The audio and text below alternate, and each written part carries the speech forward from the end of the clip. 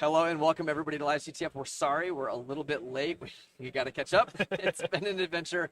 We got to get the teams going, so we'll count them in. Yes, and then we'll give you the background and get all caught up. Right. So do we have our production ready to start the game? Are we ready? Are we ready, Josh? To After, go over the rules real fast so we all remember. it's 50 minutes. Yeah. We're going with the stuff from last you year. can tell we're very prepared. So We yes. clearly are. All right. So after 50 minutes, we'll be going to set that. We're going to tell everyone here in a second. Yes, we're just going to get this started, and then we will bring you all up to speed and do a proper introduction. We'll do all this stuff. All right, we have one of our players who's just standing up, kind of hanging out. I don't know if you realize this, we're ready to go. So we're going to send yet another runner. All right, so while they're apparently figuring this out, we will give you a little bit of an introduction. Right. Welcome to LiveCTF. I'm Jordan. Hi, I'm Carl. And we've got a number of other folks here. We've got Kyle, Mark, Josh, and Glenn. And we're putting on another year of LiveCTF here at the DEF CON CTF. Right. So the idea is that this is part of the main DEF CON CTF. So you have these fantastic teams from all over the world, big teams playing this attack defense CTF. And then as a sub-event, we have this live CTF. It's a knockout tournament, double elimination. In each match, the two teams are facing up against each other. They get to send one player to represent them in that match. They are sat down next to each other and given the same CTF challenge. And then we get to watch them solve it. So we are going to be, once they're all configured, we actually have 4 players up there right now. So if you check livectf.com, you'll see our bracket, and you can see who is playing. This first match, I believe we have Cold Fusion and Blue Water on our stream. But there is also 2 other streams that for now aren't working because OBS was literally crashing every time we click start stream. But we are recording locally, so we will get you those other 2 other brackets. So yeah, looks like we're good. We're going to count them in. 4, 3, 2, 1, game. Go. All right. So let's go to the 3-up view on the production, and we should see teams already downloaded. You can tell who's played this before. We do have at least one player who hasn't done this at all. So wait, that's an MMM. I'm confused. Was that? What's it? I thought I saw something in this on station 1 here with MMM. It's all good. Yeah. Okay. So we have the 2 teams like Cold Fusion and Blue Water competing in this match. Yeah. And they have just downloaded the files for this challenge. And it's a reverse engineering challenge. It's a Windows reverse engineering challenge. Have we had Windows before? I don't know. Actually, one of the competitors asked, is this the first time we have Windows? And we had, I believe it was in the qualifiers last year, we had a kind of like a Pwn or MISC challenge that was Windows. It was kind of like a thing where you get to call an arbitrary function in NTDLL or something like this.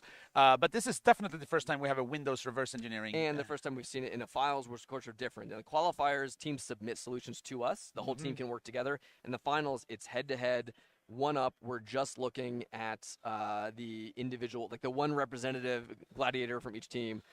Who is fighting head-to-head against some of their competitors. So yes. All right. And we're seeing them doing kind of this initial analysis. We've seen both teams opening it up in a IDA, I believe, and that might cause them some trouble later on. No promises. I've been really nice about not putting things to break in IDA, but that may change this year. So just a warning.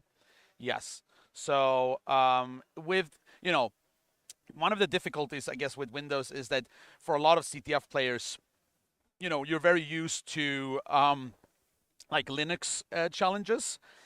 So while I don't just dealing with Defender over here. Oh yeah. The Windows Defender does not like this binary. So we're over on the Cold Fusion side. Looking at this in X64 debugger, right? X32 debug, it looks like. Right. So is this the 32-bit challenge? It is a 32-bit challenge. I'm relevant for once. I could. That was back when I knew how to reverse engineer. So the reason, I made this challenge, and it's actually kind of, I would say maybe one of the more lazy challenge constructions I have done. All the good ones are. Yeah. So basically, it is a very simple crack me. So crack me, a binary where you input the correct, like the flag that you're looking for, and the challenge determines whether it's the correct one or not. And then by analyzing the program and figuring out how it determines the correctness of the flag, you can like work your way backwards to figure out what the flag is. Exactly. And this is the year we're actually doing probably more reverse engineering, I think, than we've ever done. Yep. We tend to be more pwnable heavy. This year it's almost 50-50. It is. I think it's in fact half-half. Exactly. Yes. Yeah. So this is at its core, it's a very basic crack me, but I found this like off-the-shelf obfuscator on GitHub, and I have used this to obfuscate this. So Blue Water is knopping out. They're already patching the binaries. So right. I wonder if that's Marcus's new patching code that they're using, because out of the box patching isn't great until Marcus released his plugin not that long ago. Nice. I believe. I also like to see, both of these teams are using disassembly. They're actually not using decompilation view, which when you're dealing with an obfuscated binary is a fantastic choice. I think that makes a ton of sense. Yes, and they did knock out. I'm not sure exactly what they knocked out, but I do believe there is a little bit of anti-debugging measures in this obfuscator. So maybe they're just trying to make this workable with their debugger to do some dynamic analysis on this. Yeah, that makes a ton of sense. We'll probably, that's a pretty common thing. So do you want to tell the name? Or you want to hold back the name of the obfuscator until the end? We can wait a little bit with that. It's actually in the flag, so then we don't want to say. Okay, yeah. So here's another thing to point out, though. We do have hints coming, and the hints are automated. It tells them this on the website, and this is actually a thing where if a team is familiar, if they've been here before, they're probably used to it, and you might even see them flip back and forth to the browser and refresh when the time comes up. So because we started at exactly 15 after, the first hint is going to come 20 minutes in at 35 after. Yes. And the next hint is going to be at 15 minutes later. 30 minutes. Yeah, 30 minutes. So 15 minutes no, later. it's at 35. Sorry, I'm misreading it. Yeah. Well, 30 starts at, the first hint is 20 minutes. It's plus 20. The next hint is plus 35. Yes. Right? Yes. Okay, there we go. Sorry, I was misreading the 35 in the minute. Oh, yeah. A lot of numbers to keep track on. So the we can see here they're on the Blue Water side, they're kind of just working through the disassembly. It looks like they are so it looks like there are like dummy branches in the obfuscator. Yes. So basically what you have is like the most basic form of this is you have in your code, you have a branch, like a branching instruction that is conditioned on something. But this condition will, for example, never be true. It will always be false, so the branch will never be taken. And this is not obvious. And if it does take the branch, it jumps into some garbage. So basically, for the decompiler, it has to, since it doesn't know which way the branch takes, it has to consider both cases. And then when it starts considering the garbage case, it gets confused and the output is garbage. Did you open this one in Binja? Because Binja actually auto-solves a lot of those because of its data flow analysis. It doesn't always. There are definitely ways to break it. So the way I approached this was way more dynamic analysis heavy. So I actually didn't look too far into the kind of static analysis. Because I just thought, okay, this is going to be horrible. Let's actually go back over and switch to we have Cold Fusion. Because we got something a little bit different. Instead of just looking at the reverse engineering, they're already coming in. They're writing a patcher script, right? So they found that opaque predicate, that E8. E80F A290. Yes. E8 is I thought that's a move. I think that's a 32-bit immediate value, though. So I thought it was. That feels a little weird to me. Like, I thought it was E8. So B8's a call, and then E8's a move, or maybe it's the other way around. So I expect to see an E8 and then 4 bytes after it. So I only saw 4 bytes total, which is a little weird. Maybe the last byte changed. Right. The offset that they're branching to. But so now they're opening up the patched version, and we'll see if it looks any better. It's actually looking pretty horrible. They still had to patch that one up there in particular. So I like the approach. I Uh-huh. like that they're trying to build a tool that they can run that will fix up all those instances instead of the manual one-off that we're seeing with Blue Water. Right? Yeah. Blue Water's quickly going through. But it's hard to say what's going to be the better Exactly. approach. But I feel like, for a lot of like obfuscators and stuff, you want to do like a few cases manually to get a feel for to see the pattern. Yeah. Like you do pattern recognition. And if it's a simple pattern that you can match off, then you write your tooling. Yes. So I feel like, they're still, but both of them are vaguely in the same direction. They're looking at like a kind of static analysis. They're trying to de-obfuscate the binary. Just looking at disassembly, not trusting the decompiler because they know it's going to get messed up. Yes. And we'll see how it goes. This was not the approach I took. Yeah. I think I went for a little bit more of a broad strokes approach. You can actually relatively easily find the place where the kind of the checking of the flag is taking place. And it has a very repetitive pattern to it as well. Yeah. I think I saw a screenshot of the control flow graph internally when it was going under testing. Yeah. So we'll see how they're doing there. Yeah. And as a reminder, we have two other teams that are not being shown on the stream now, but we will upload the videos later so you can see it. I'm curious to see. They may take more of a dynamic analysis approach. They may, in fact, especially because you see all the teams brought either Windows or a Windows VM. They're clearly ready to do that. They were prepared for it. And yeah, we should say that. So all the teams, and this applies to all of our matches, the teams are given kind of the category and let's say subcategory. So in this case, they were told that this is a reversing challenge. It's an x86 Windows reversing challenge. We don't want them to show up with the wrong person from their team. So we try to give them just enough information that they know who the best person on their team to represent them is, and there's no it gives them a little bit less of a surprise when they show up. Yeah. So they can send their pwner, they can send their exploiter, they can send somebody who's more familiar with Windows or Linux or whatever it may be. Yeah.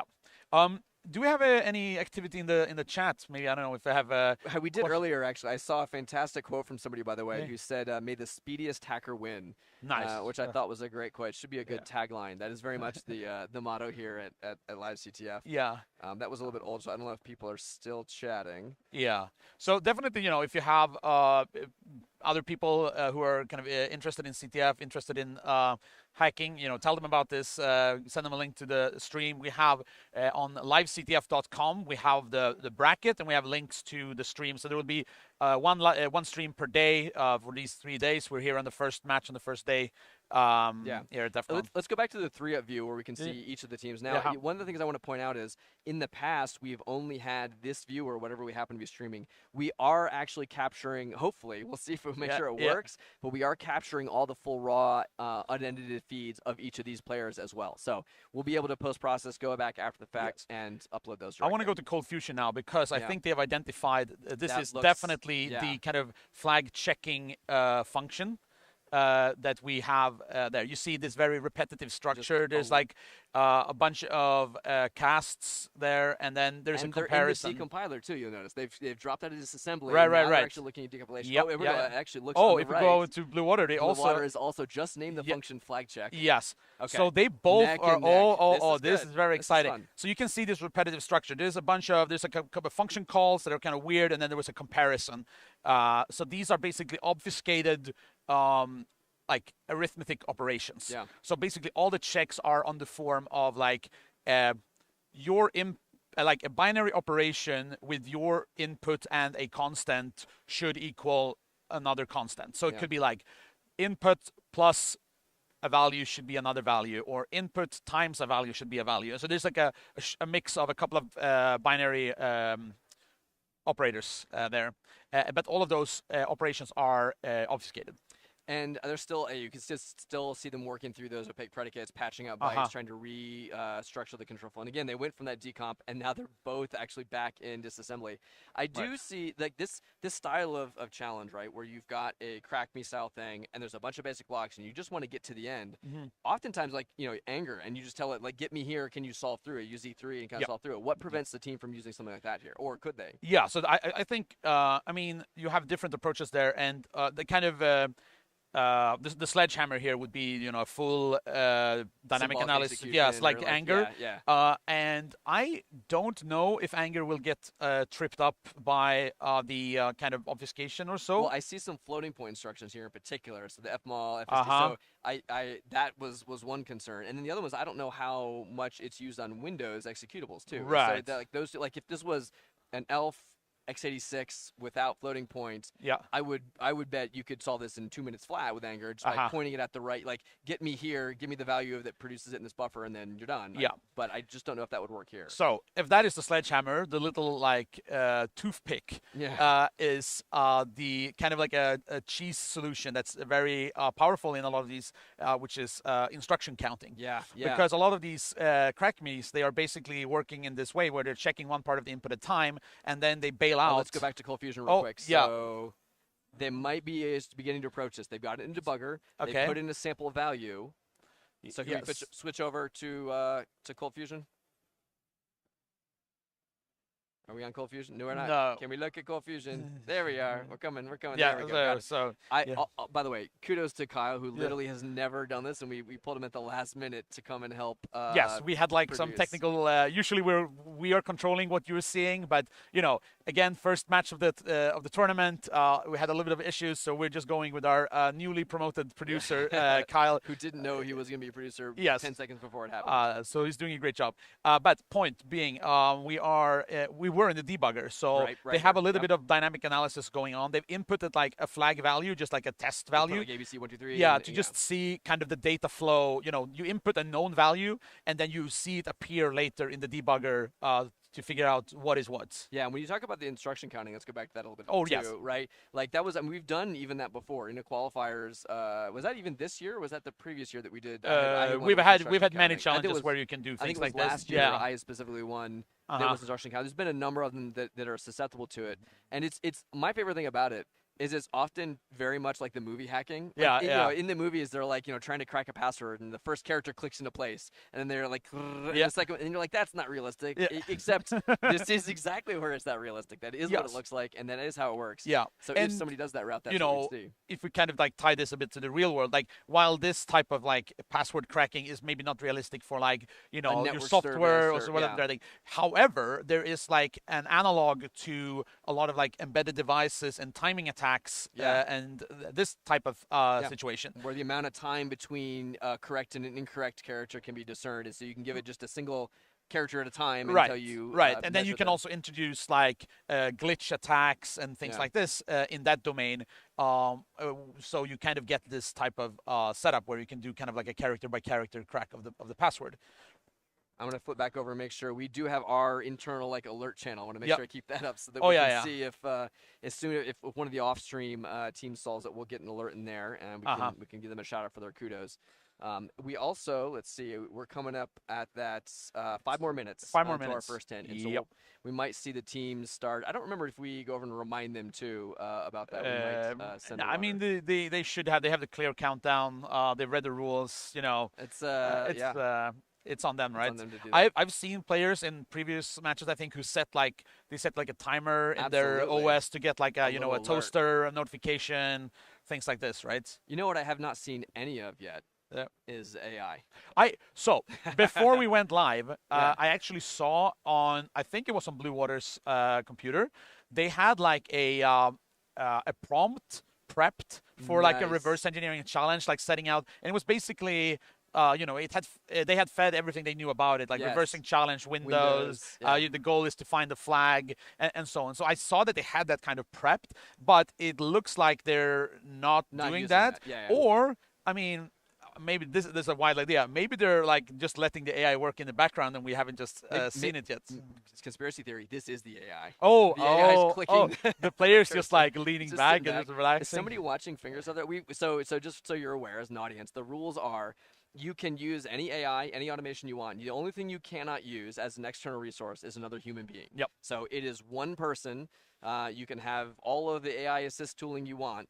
but it must be one person kind of driving it. So, and I wonder, a number of these teams have like AIXCC, which is different. Like the challenges that was just announced the winners of a little bit earlier. By the way, congrats to those teams that placed in that. Atlanta got the first place. We had the Trail of Bits second place, and Theory, yeah, exactly, as third place. So congrats to all those, some great folks there, and a number of those competitors have people playing in the CTF here too. So now again, that is a source code based challenge. Whereas we're looking at binary decompilation and disassembly. Yep. But that doesn't mean a lot of the techniques wouldn't apply. So I was curious to see somebody like roll up with a full-on drop a binary and a prompt in and just let it automate. And I would say there are a number of challenges in LiveCTF that we're pretty confident would totally fall to that. There's some that we think would be unlikely to. Yeah. And it's kind of we could be also wrong on some that may be easier or harder. You never know. Totally. I don't know, Kyle, what are we looking at right now? Okay, so yes, over at Cold Fusion, we can, I've been watching their screen here a little bit, and we see them going back and forth in the debugger. You can see now they have this marker input. You can see it like in the middle of the screen. You have this like 4 A's, 4 B's, 4 C's, 4 D's. Yep. It's a bit hard to read. It's like gray on gray, but it's again like they have this like test input that they are feeding into as like their candidate input, and then they're checking how does this end up in the binary, like where does it end up in terms of like these comparisons. And I haven't actually seen Blue Water in a debugger yet either too. So just in terms of like the overall approaches, I do think we're seeing Cold Fusion focus more on the dynamic analysis. Yep. And that feels like the right approach for this binary. That may be wrong, or it may be that after all this markup, it's just going to like come out as source and you're going to paste it into an AI. It's just going to get it. That's entirely possible too, right? Yeah.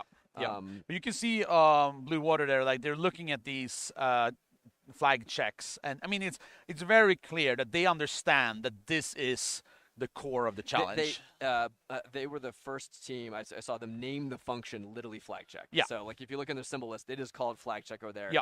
They both got it within like a few seconds. They both know where the meat of it's at, and now it's just a matter of who can figure out either kind of an automated or just manually work through to reason about it. Now, do you expect that you're going to see like them start to piece together the flag based on the checks in each one if they're doing this more manual approach, or what would you expect to see? So I believe that it should not be that difficult to. So I think it's only like 4 different operations or something. I think it's like an addition, subtraction, multiplication, and like an XOR. Yeah. And you can fairly easy, I believe, with testing a couple of different inputs and see how the kind of output changed based on how the input changed. I think I thought it was opponable there because in the debugger we actually had. Oh no, so that is a debugger too, right? Yeah. So we do have. Oh yeah, they're using WinDebug. So we have 2 different debugger setups. So we have x64 debugger on the Cold Fusion side, and we have WinDebug on the Blue Water side. And I think basically my kind of assessment of these 2 tools is that like x64 debugger is probably like easier to get into, like a more intuitive tool. It has like a slightly more accessible UI, kind of a faster like operating flow just to like do a bunch of little things really quickly. Right, I would but say. WinDebug is an extremely powerful piece of software. It's got TTD. It's got a query language. It has all a lot. Yeah, you can do like well, you can do scripting in x64 as well, but you can do this in WinDebug. I believe like people who are kind of more like serious into like Windows, like vulnerability research or things like this, especially if you're looking at like kernel stuff. Yeah, where you have some type information or you created your own type libraries, especially. I do think, And to be fair, WinDebug has become, so they have this new WinDebug, which actually has like a little bit more of an actual UI. Like the old WinDebug was similar to GDB, like a vanilla GDB. Like you had NTSD, was the command line one. Like they had the GUI one for a while. It was just sure, not but a like good GUI. But the GUI one was like it was a bad. GUI, but the GUI was a text box. It was like it had Windows. You could set up watch points, you could set UI stuff and watch memory, but it was much more like just a bunch of dock widgets. Essentially, you could drag whatever you want and do whatever you want. But this new one is much better, which is a couple of years old now. now. Do we see? Okay, so now let's go over to make sure we're looking at. Let's go over to Blue Water and to see. We're actually seeing a prompt, so we're pulling our decompilation. Yep. So we'll see. There was also a brief refresh, I thought, of our webpage. I don't think they are trying to. Wait, was that? What was the page? Was this a playground? Is this like an AI thing, or is it just a run code thing? watched No, it? it is. Yeah. So AI. So it's doing like choose the model. AI-assisted reverse engineering here. Yeah. On Blue Water, they're trying to ask what is this thing doing. Now, I think both players haven't realized there is a hint available for them. Right. And if they go back and check that hint, they'll get a little bit more information. So Blue Water, about like a couple of minutes ago, they checked the countdown page for the time remaining until the hint got released. Yeah. But I think maybe they're just like too into it. Oh, yeah, absolutely. Right now. The team you mentioned that pulled a toast notification for pop-up, that's a great idea. Yeah. I do think doing it. Oh, actually, back on Cold Fusion, we're already starting to build some Keystone-based Python. So we don't have an IDE. We have Notepad. Yep. We're looking straight at just writing our payload directly in Notepad. Uh-huh. And they did already prep, see if Pwn Tools is going to be used or something here, if it's just going to be...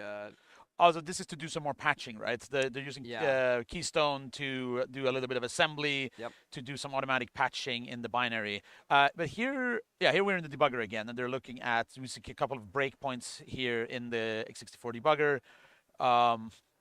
I'm trying to understand where we are in the binary, which is not always. It is a little harder to do in the debugger, right? You have a lot less context. You don't have the UI with the function that you're currently in. Yeah. Although it's kind of nice when people use either the IDA debugger or the Binja debugger, because then you get kind of like the context. And as they're naming things in the decompiler, you also see that reflected in the debugger, right? So it's easier to track your state. Yeah. Yeah, I would say looking, the sort of like write the tool to patch it seems like a nice idea to automate it, but I'm not convinced it's the right approach for this problem. Yeah. It feels a little bit like you're spending too much time when you really should have been better off just fixing up manually. Mm-hmm. That could be wrong, right? It may turn out if one of your manual fixes was wrong and it throws off your result. Maybe we'll see Blue Water get behind this result of that. But right now, and what's your take? Like I said, if I had to put money, I would probably put a little bit towards Blue Water, but it still feels like anybody's game. HXD even going on over here. Yep. Doing some just like raw hex editing of the binary. Patch, byte, replace. Search, reply. Oh, yeah. Okay. Let's just search, replace hex. We're trying to decipher I believe it's Korean, right? Yeah. It's, which I cannot read. I can't read either. But, you can understand from the context what's going on, right? But if we head over back to Blue Water to see what's going on here, we see a little bit of patching or figuring out again. I think they are in one of these like arithmetic functions, because I think they figure out the function they put into the AI was kind of like just a kind of like a conversion function. At least that was what the AI said. So maybe they're now actually in the one function that they're actually interested in. So, I mean, what is the first hint? Because teams have access to it now, whether or not they're looking at it. And what is the first hint that they would have been given? Do you remember what it said? I don't want to reveal too much so if you get it wrong. Yeah, so I actually don't remember what we put as the first hint. But we're gonna see it on somebody will pull it up, hopefully, and remember that there's a hint. Maybe they'll get there by the time there's two, if they're especially still working on it. And so just another quick note, too. All of these challenges, we have one main solve and one secondary solve on, too. So one of our sort of requirements as an organizer is we don't necessarily require we exactly solve it in less than 45 or 50 minutes because, a lot of times one of the other Well, first of all, the people who are participating right now are all actually better than us at reverse engineering and exploiting. I would say, on average, the vast majority of the people here are going to be better than us individually. So, like our times, if we do it in an hour, we're like, that's pretty good. One of our guys got to do an hour with no hints. Then we expect them, the faster players, to do it no problem in 40 or so. But you never know for certain. There's a lot of variability. Yep. I have a production note here. We have a production note with the hints. So the first hint is the binary checks the flag one character at a time out of order. Yeah, and so they've all realized, I think, it's checking it one character at a time. Yeah. That may have been fairly obvious, but the out of order is an easy thing to miss, and that was one of those things during playtesting that we found we thought is a hint we wanted to give them. Yes, and I believe, I'm not entirely sure, but I believe that was maybe one thing that Cold Fusion actually did figure out, or they are figuring out when they put this, like, the AA, BB, CC, right. and they're seeing that, the first character that gets kind of pulled is like the C, Yeah, then yeah. they know. Well, of course, they would need to narrow it down further to What you is know. the pattern? Yeah. Exactly. Between the mapping. But yeah, it's basically a it's not random in the sense that it is the same every It's time you fixed, run it. but It's it's fixed, not but it's like sequential. a scrambled Yeah, order. yeah. Oh, so we've already got some pwn tools actually over here on Blue Water. So let's switch over. They Yep. are. So what's going on here? We're setting up a remote. I'm a little. Wait. Okay. Oh, there we go. There's in the chat on the right side. There we go. Uh-huh. Ah, yes. I like this. So we I have like some this. AI assistant I like stuff. this. But more specifically, what I like is what they're trying to do with it. They have this binary, and Yeah. they're like, I want to isolate this function from the binary to be able to run it in isolation. Oh, That's a great technique. Oh, yeah. That is and good. I would highly recommend. Oh, here we go. Did they? Wait, did that have all 3 hints? No. There's just like it lists a countdown, and what they did, they just okay. divided by 60 to get how many minutes. There was like Okay. a certain number. I think it's gotcha. like the time left of Until the challenge. the second hint. Well, or maybe to the end of the challenge. I think it was a higher number, but oh no, it's not a good sign if they're Yeah. hoping for sudden death at that point. I'm also not hoping. We really hope that the people. You never want that either as a challenge author. That's a thing of last yes. resort. I don't even know what sudden death we have queued up for this. Oh no, we're gonna have to have our production pick out one of our. Well, we actually only have one reversing sudden death challenge, so it's very easy to choose. for now. Yeah. Lunch might be making another one. Yes.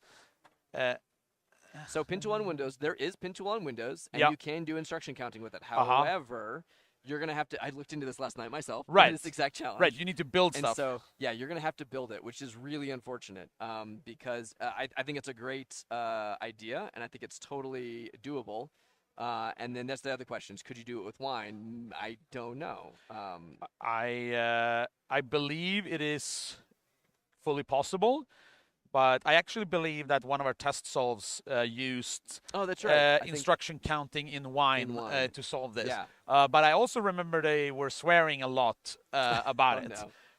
So So technique-wise, 100%. I like what Blue Water's doing. I like where they're going.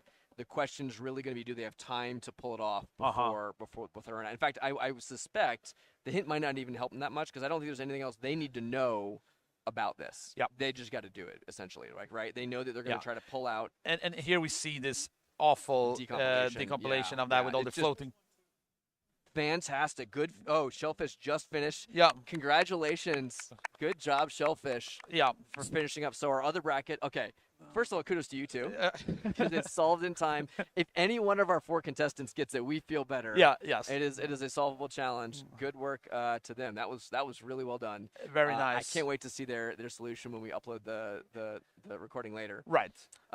So also there, just to clarify, like because of the schedule, we Yes. have 2 matches running in parallel. It's 2 separate one-on-one matches, and they get the same challenge. And this is All just 4 of them have the same challenge. all 4 of them had but the they're same only challenge. compared pairwise. Exactly. It's 2 separate matches that happens to run the same challenge. And this is simply because we're doing a double elimination bracket, and that means there are just too many matches. Instead of us having to make twice the number of challenges yes, or more. and also stream for twice as long, which Our like we voices, we don't have that many hours in the day. Yeah.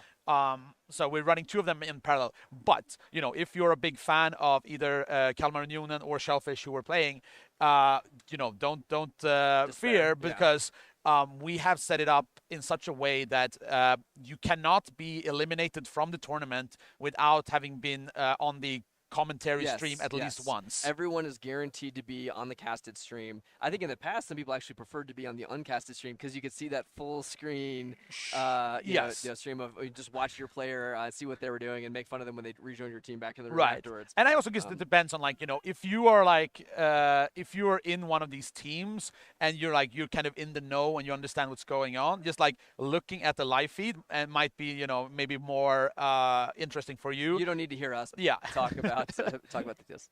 What's that? They did use anger. That's fantastic. So to answer the question earlier, apparently yes, anger does work. Okay. On this particular binary. Yeah. That's awesome. Good for them. Yeah. Also for people who are maybe not as familiar with these teams and so on, Shellfish using anger is a very on brand. Very on brand. So Shellfish is the kind of team from not all of them are students, but it's Well, like based around. A lot of it was UCSB and then ASU, and Yes. there's a couple of other universities, but tends to be very university focused. A lot of PhD researchers. Yeah, and so it's a very academic centered team, and they're like some of their members are like the and former members are like the primary developers of Anger. Yes. Yeah, exactly. So there was this joke about like, you know, if you want a new feature in Anger, you create a challenge in a CTF Yeah. where Shellfish is playing, where that feature would be useful. Yeah. And then, you know, during the CTF, that feature will be developed, and then because they need it to solve that challenge. So yeah, which feature did you want this? I don't know, better Windows support or something. I don't. I actually don't know. But that is really cool to see. Could have just used wine. I would wonder if they even used wine. Plus, like that feels like that's doable because all the actual like instructions, it's really true mapping the APIs for the most part, right? So they should have actually been able to do that. I can't wait to see it. We'll do it. Yeah. Hopefully we get to avoid our sudden death here. We have a little bit more to go. So let me just double check. We do have actually. So. Yeah, our second hint is coming out in 3 minutes. Okay. Right. And then they have another 15 minutes to solve the challenge before we go to sudden death. So it's almost another 20 minutes left. And I do believe I know what the second hint is. So we'll hold off for 3 minutes with that. All right. But we have. Do you think it will help though? That's my question. Because again, it feels like I don't see it helping. Depends. Yeah. It depends on because I believe they are down a different. Route. Then sort of your intent, and that's one of the things that's hard to predict.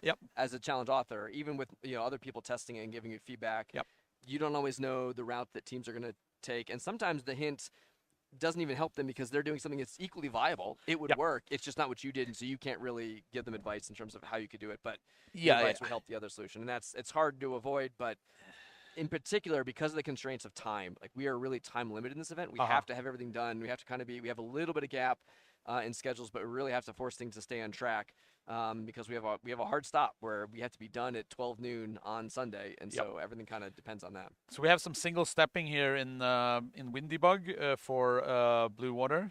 I don't know exactly what part of the program they are stepping into, but they are now knopping out some they tried to do a bop instead of a nop, but unfortunately that's not a valid x86 mnemonic.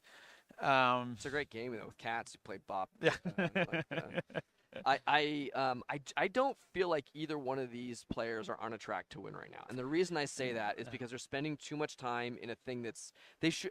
I think that the right approach is to look at this, scan through the whole function, and be like, this is not the intended solution.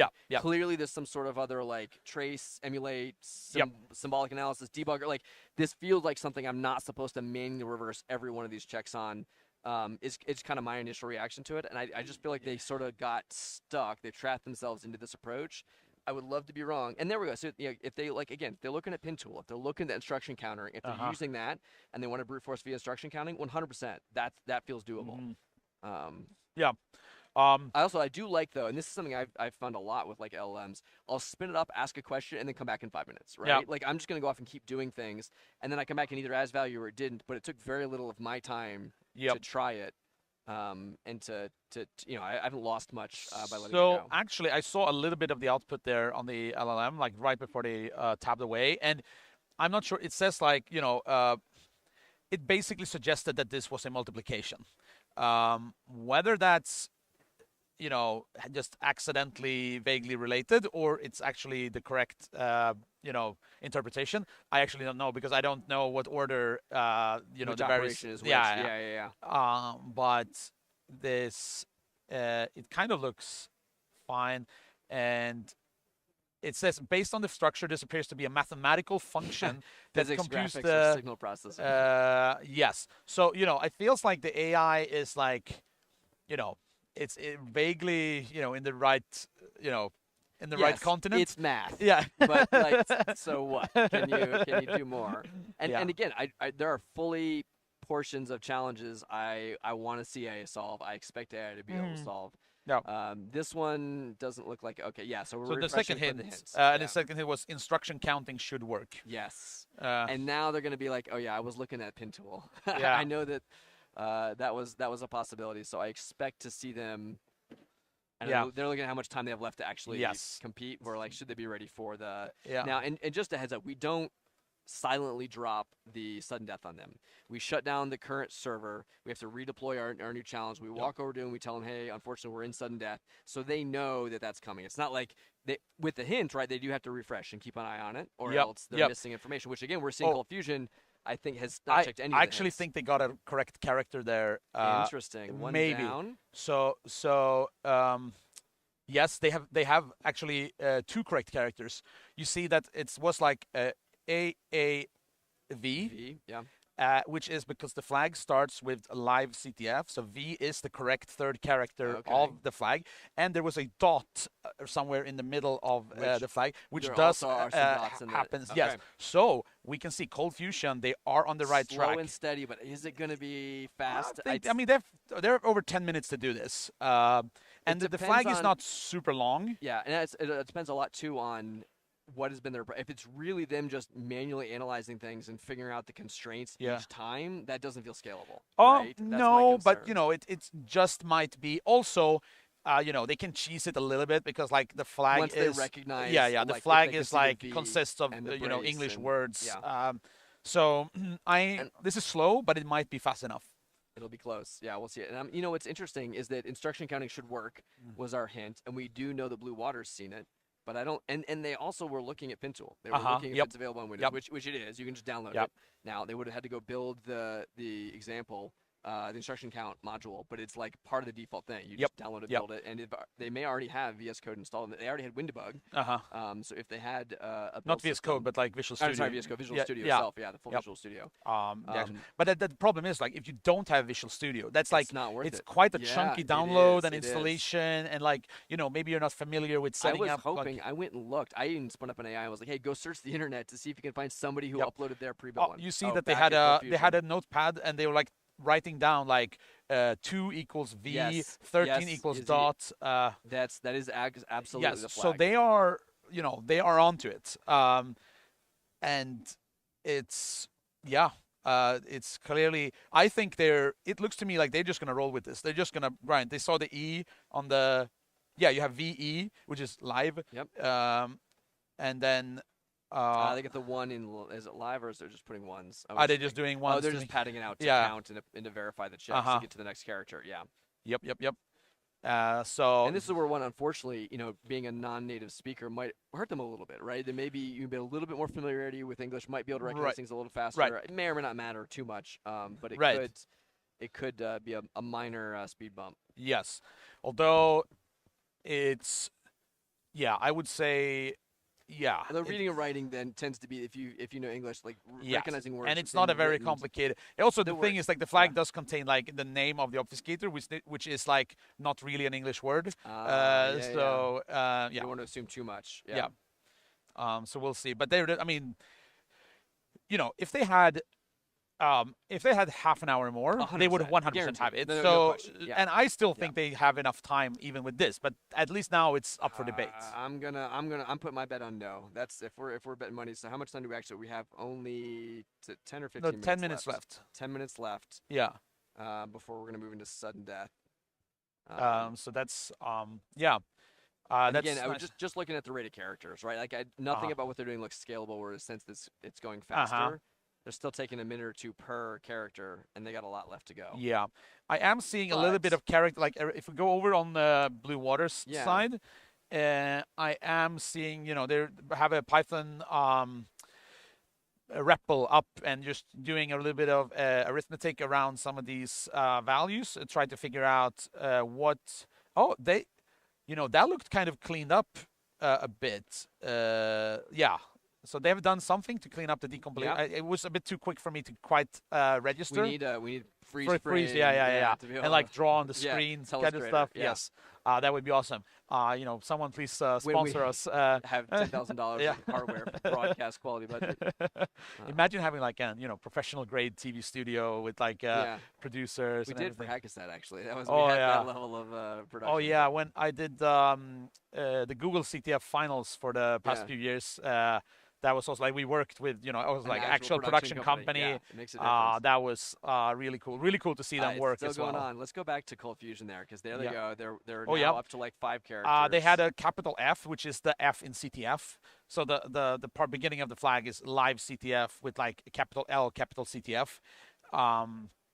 So, you know, they're getting there. It's like character by character. And it's tough. I will say, like, in the first year of the event, we specifically allowed teams to keep going as long as they were still making progress. And we would have looked at this and said, yeah, like they're going to get it. And then maybe Blue Water will come up with a new technique that's faster and solves it, you know, in one shot. And so we let them race all the way to the end. But it just threw back the schedule too far. And so we are really strict. Like the second the time is up, it shuts down. We kill the server, and we have to move on to the sudden death. Just to add a fairness to everybody else, and also for our voice, and for our sanity to be able to stay on track for the whole game. So I think I would be so stressed if I was the Cold Fusion player right now, because you know you have the time limit, you know the technique. There's nothing you don't know. Yeah. Oh, let's go back. Oh, there it was. We can pull back up Blue Water. There's your decompilation. Right. It's just like, I don't know if it's. It was just slightly cleaner. They just cleaned up the arguments a little bit, I think, and like made it into a function call. So maybe it was, maybe it wasn't that big of a difference. But I'm still not. I mean, this is all to basically get the first character, right? Right. Like so. But if they figure out a way to do this, like where they can kind of like pattern match and they might even also be able to feed that into the AI. And actually, if they can describe the function properties, that is also a possibility. Doable? But even if they can just like find, because like it's very repetitive, this whole thing. Like, so if you can just see the structure, and I believe those functions should be like the same.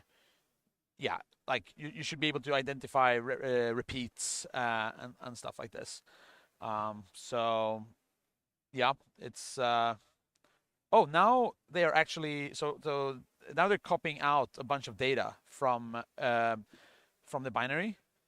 Yeah, it's all the floating point values. Yes. So maybe they do have like an idea of, like, if they can like find a pattern and just like run a computation across a lot of this. The problem is that it's not the same arithmetic operation across all of them. Yeah. So you would get like you have to be a little bit careful there. Like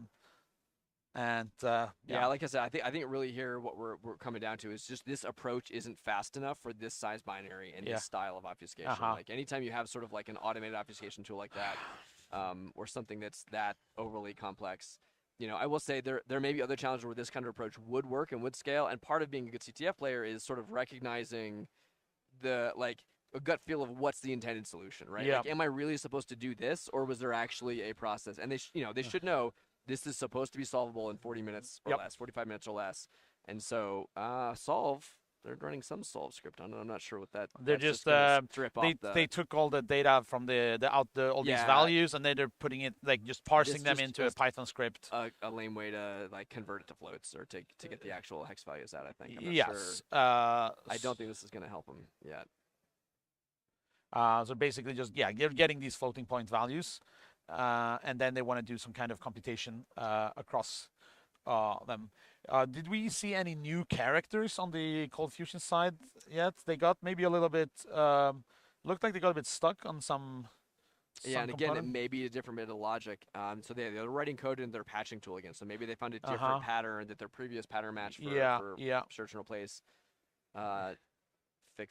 needed to fix up. Yep. And actually, you know what? I wonder if was all those floating point values specifically just were those floating point values used in actual calculation, or were those just the opaque predicate, the branch? No, I believe that there are floating point values used in the arithmetic. Oh, no, that makes sense, because those are floats in the executable itself. Yeah, so like, I believe they will convert your values into these floating point values and do some mathematical trickery with it, and then convert it back to like an integer, and then you will have performed this mathematical operation that you're doing. So it's going to be. And we are. Let's see. So time wise, we have. Is it 4 minutes? 4 more minutes left. Oh my God! Yeah. So I'm getting more and more confident. We're not seeing. I don't think we're seeing an approach that's going to work. Yeah, that's kind of my verdict. Very unfortunate. I'm just going to check with Josh in our production if we are okay with a sudden death challenge. We're all good with we're that. Getting we're getting the Okay, nod. good. This is good. So we have that prepped, and maybe we can. Did we explain this? So basically, if we go to time 50 minutes, because we have to end. We are gonna stop. We're gonna give the players a new challenge, brand new challenge. A very, very easy new challenge. Very easy challenge. Meant to be solved in less than 5 minutes. Yes. Maybe less than 10, but it should be very quick. And it's like, it will be a bit frustrating because the challenge is almost more about who can type faster than who is actually like a better hacker. I'm waiting to see somebody who has an AI just for that those rounds. It please might solve. be. I would say of all the challenges we have, our sudden death should be the most amenable to running through, like just solve this. But it's a basic thing. do you dare to take that bet? Because like you also know is that the speed of the LM and the corrections you're going to have to make. Because you know for a fact that like you will be able to solve this in a short amount of time. So like, do you take the gamble on? It's. We'll see. I think that's one of our internal sort of debates: is how much AI are we going to see, and not only how much are we going to see, but how successful will it be? In the years past, not so much. We've had to answer a couple of questions successfully. We've also seen people kind of I think this is I think it will be this year. Feels like there should be a number of people making good use of it, getting good results. This may not have been the challenge for it, but I have no doubt that we're going to see it. I mean, again, I would say the results weren't bad before. It just weren't really helpful in the context of what needed to be done. For this challenge. That is definitely this is the first year I feel like things have advanced far enough that it could be useful. Have an impact in the game. It could actually be valuable and save you time and be faster than a human for parts of the challenges. I am seeing some numbers in a vaguely ASCII range-ish on the Blue Water side here in their Python output. So, like, maybe they're just, coming in extremely clutch here in the last 2 minutes, but I think it's still, too far away. This one feels out of reach. I think we're definitely likely to. So we're probably going to have to go to sudden death, and so what's going to happen then is, we're going to stop. We're going to have our co-organizers just prime the players on the situation. And then we're going to try to go very quickly again to get this going. Yeah, we'll jump right back into it. We're going to stay kind of here. Maybe you can run over and help explain. Yes. I think, both of these teams, I believe, are familiar with our. The teams are very familiar, but the Cold Fusion player is first-time player. Great. Fantastic. Blue Water player has played before. I asked them before. Also, kind of just looking at the schedule for the rest of the day. So we are currently at 1 p.m. here in Vegas, and we're just past 1 p.m. We're going to do the sudden death challenge. Then we're actually going to go for lunch break, and we will be back at. AKA try to fix the things that weren't right. So and maybe hopefully we can eat a little bit, and then we're going to come back at 2 p.m. And then we're going to do 3 matches. So it's like 2 p.m., 3 p.m., 4 p.m. are going to be our remaining matches for the day. Yeah, I'll go ahead and take it if you go and talk to folks here in a second as we're. Right. One last check. It doesn't look like anybody's close enough that we're not expecting anything to come through here. You can go chat with them. We'll get that kind of queued up. I'll answer some of the questions in chat. We'll talk through that. Thank you, by the way, DSC Jira, for translating things. One of the Korean phrases. Yeah, we're going to sudden death now, so we're going to call it. The server is down. We're going to restart stuff. Carl's going to go over it with the teams, make sure they know what to expect, and we'll get them both ready to go. We'll get our infrastructure switched over. And so, I think, Mesh, we already answered your question, that it looks like, exactly, Audrey. We got a nice Anger moment, so congrats. Audrey is one of the main developers of Anger. Nice to have your tool prove clutch, so very cool. And again, as we mentioned earlier, Philippe, we will have those videos. Cross fingers, assuming no other technical difficulties. We have made sure to also directly record the raw footage of all of our streams. So both the ones on stream and the ones the ones on the commentated stream and the ones that are on the other stream. We should have good raw footage of everybody that we can upload after the fact. It might be a little bit. We might be a little fried after this weekend, but we'll try to get it up as soon as we can. So thanks everybody for hanging with us. Again, congrats to Shellfist for that awesome solve. Well in time, very well done. Again, the right tool matters, and I would say that's something that's true across a lot of these challenges. You're going to see is that if you you have the sort of wrong approach, and early on you sort of have to make a good judgment call about what the right approach is, or be willing to recorrect it. Even the hint we gave the hint to the teams with there's still 20 minutes left in the competition of like, hey, you should do some kind of instruction counting, and that would have been the solution, which is a little bit similar, although it may not have been exactly what they were doing. So we're getting a thumbs up that we're ready to go. So we'll let Carl get back on mic, and Hello. the teams are about ready. We're gonna get ready for our countdown. So make sure they clean up, get ready. There we go. There's the prompt. So I was just peeking ahead. It's Blue Waters. This might be the one for the prompt. All right. So they're refreshing. They've got the information. We're good to go whenever production and staff tells us that we're good to go. We're gonna get the confirmation from the table, and we're gonna count down in 5, 4, 3, 2, 1, go.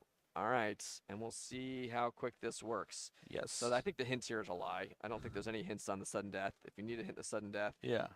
Yeah, we're never going to get to any hints. Yeah, we've done something horribly wrong. Yep. If you need a hint of the sudden death. Oh, no, I am seeing Cold Fusion just really taking just a little bit too much time juggling their files, right? Like, and that's where you said they're new to the event. Yep. And they don't realize how much those precious seconds really can help you. They could be a far better reverse engineer. Yep. But unfortunately, yeah, this is really about the speed. Yep. Oh, man, a lot of IDA errors. Yeah. All the clicks.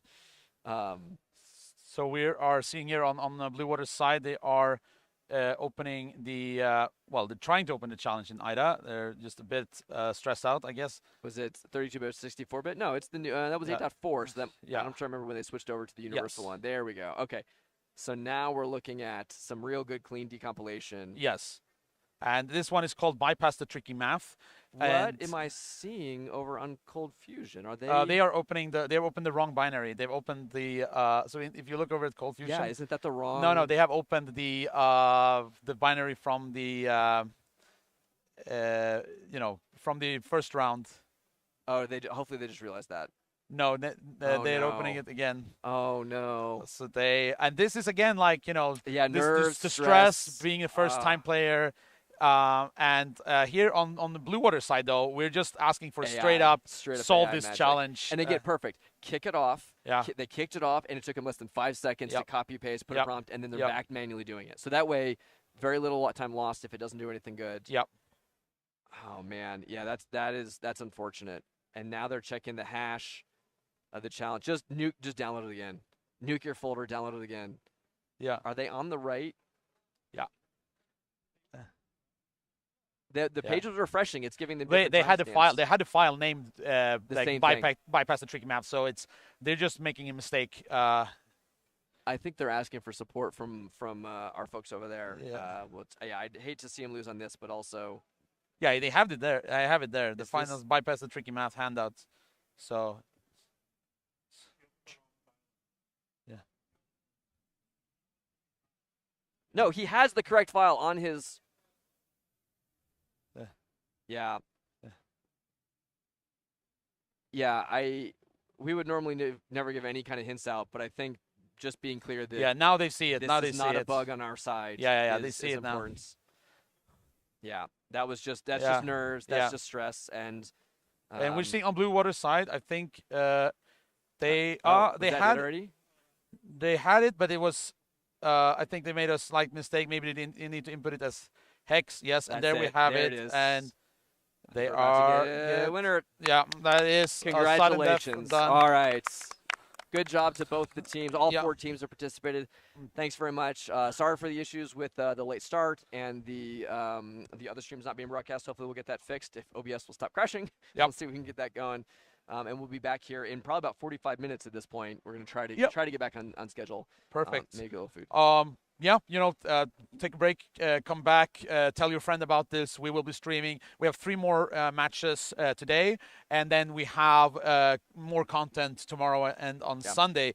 and we will see who wins the live CTF, which then will add points to the main CTF. Yeah, and it is worth pointing out that the stream is going to keep going. We're not going to stop the stream. We'll just be back in the main schedule. So check your clocks and come back. You won't get a separate alert. It'll be the same stream all day, just to keep us from messing something up unless something goes wrong. And everything is on livectf.com.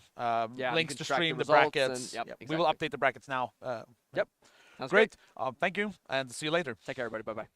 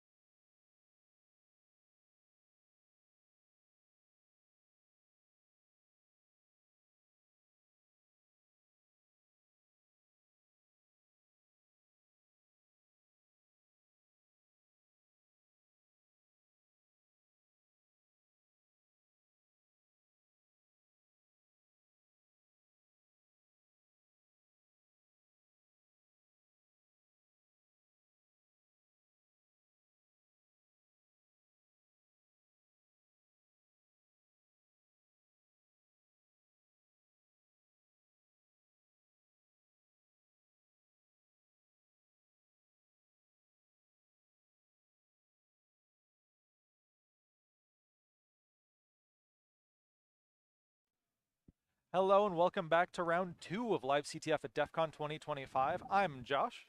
Hey, I'm Mark. We've already had a little bit of excitement going on here. A little bit. We're starting late because there were some IT difficulties with the team, so we're just going to jump right into the challenge. If we're good to start it in 5, 4, 3, 2, 1, Let's go. And hope. No. We're seeing a Grafana dashboard. Love that for us. Welcome this year's organizers. I hope that's the right team. Okay, there we go. So we have Re-Pokemon Collections versus this year's organizers. This year's organizers, not this year's organizers. They're this year's organizers. They're actually a team. Yeah. A team, yes. All right, so this challenge is called Share Me. Mark, have you looked at this challenge? Briefly, yes. So I looked at this challenge more than briefly, and I was very confused for a bit. Essentially what it is this is an important load-bearing word, modified SHA-256 implementation that takes the user that it's running as you can see there, get UID. Yeah, we've got one player already jumping in with the decomp. Looks like they're scanning for interesting stuff right now. Yeah, this is Re-Pokemon over here. Oh. And it looks like, let's see. On the other side, we've got a Binja user. Binja, but they're using Binja Free. I mean, but still. Binja Free 5.0. Well, let's talk about all the new features in Binja 5.1, shall we? Let's talk about this challenge. We're here for 50 minutes. So it's a reverse engineering challenge. Basically, they're looking at this binary, and what they're going to see when they're first looking at it is some crypto stuff, right? Yeah, so you can see over on this year's organizers that they are reading in like the password struct and then just reading a name from it. So that's the entry in the password file, and you're getting the username from that, and you're then passing that into some stripped symbol. See? Good old-fashioned man page lookup here. What is that? Absolutely. What's that doing? Yeah, this isn't really the most common. Like, PWUID is a weird one. I'll be real. I didn't know what exactly that was doing when I first looked at it either. Fine. Honestly, I opened the challenge, I saw PW name, and I'm like, I don't know what that is. Anyway, so it goes through, and then it passes that to SHA-256, modified SHA-256. Yep. And then passes that into RC4 to decrypt some area of code, which over now on Re-Pokemon, we can see we're deep in SHA-256 land. Oh, that was interesting. Oh, he must be flipping between Yeah, desktops. I think it's a virtual desktop thing. So when you're looking at a bunch of crypto operation type decomp there, do you think that well, it looked like he was just looking it up. Do you think that he just recognized the pattern, or? So I always look for constants. Constants. Yeah. But that's a big issue with this challenge because it's modified SHA-256. So you need to look for patterns. You need to look for and he's looking at SHA-2. So he's looking at SHA-2. He's making sure that the structure lines up because you can kind of see the shape of the code. Right. Like you talk about not really the contents of the code, but the shape, the patterns you're seeing in it. And that's a big part where you can really tell what a modified implementation of something is just by what it's similar to. Well, sure. And you know, I'm actually kind of curious. I was expecting, because they have a live internet connection here, I was kind of expecting somebody to just drop that whole decomp into an LLM and say, what is this algorithm? Yeah, Glenn did one of the test solves for this. And he asked Sidekick in Binja, which is the AI assistant. And and it just spat out, oh, this is modified SHA-256. These were the constants that were changed. Oh, nice. Yeah. It's about to say shameless plug, huh? But if it does give you the right answer, genuinely then you can't be that. I can say for my solution, I didn't use it, but it worked for him. I sadly read through too much code and then was just like, wait a minute, I know what this is. Yeah, yeah. Yeah, so it takes that SHA-256, uses as the key to RC4, decrypts an area of code, and then jumps to that. And that's where the real challenge interface that they're seeing is, because I don't know if anyone is actually connected to the challenge yet. Have you seen that? I have not. So I think so. Taking a step back here, this is a reversing challenge, but what they're looking at right now is a binary. There's more to this challenge than just looking at that binary, right? So it's gonna be. You cannot do it statically. Like, you might be able to do it statically with a transform, but you are it's self-modifying code. Like, run that dynamically, set a breakpoint, dump the code. Yep, we see one competitor running it right now to see if it prints anything. Yeah.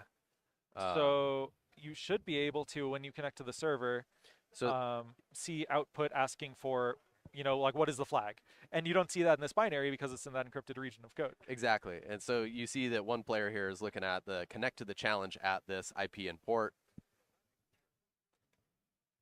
And were they given the server script there, or is that somewhat... There we go. They are thinking it's HTTP. It is not HTTP. Yeah, a little bit worried about them. Well, we'll see. Hopefully they figure it out. You can just netcat to it. Yeah, Pro that's Tools, what I was thinking. Remote, anything there. Step. Oh, we have R2 happening over on Repokemon. Wow, and they have just incredibly small font. Wow, they really do. They have R2 and IDA open.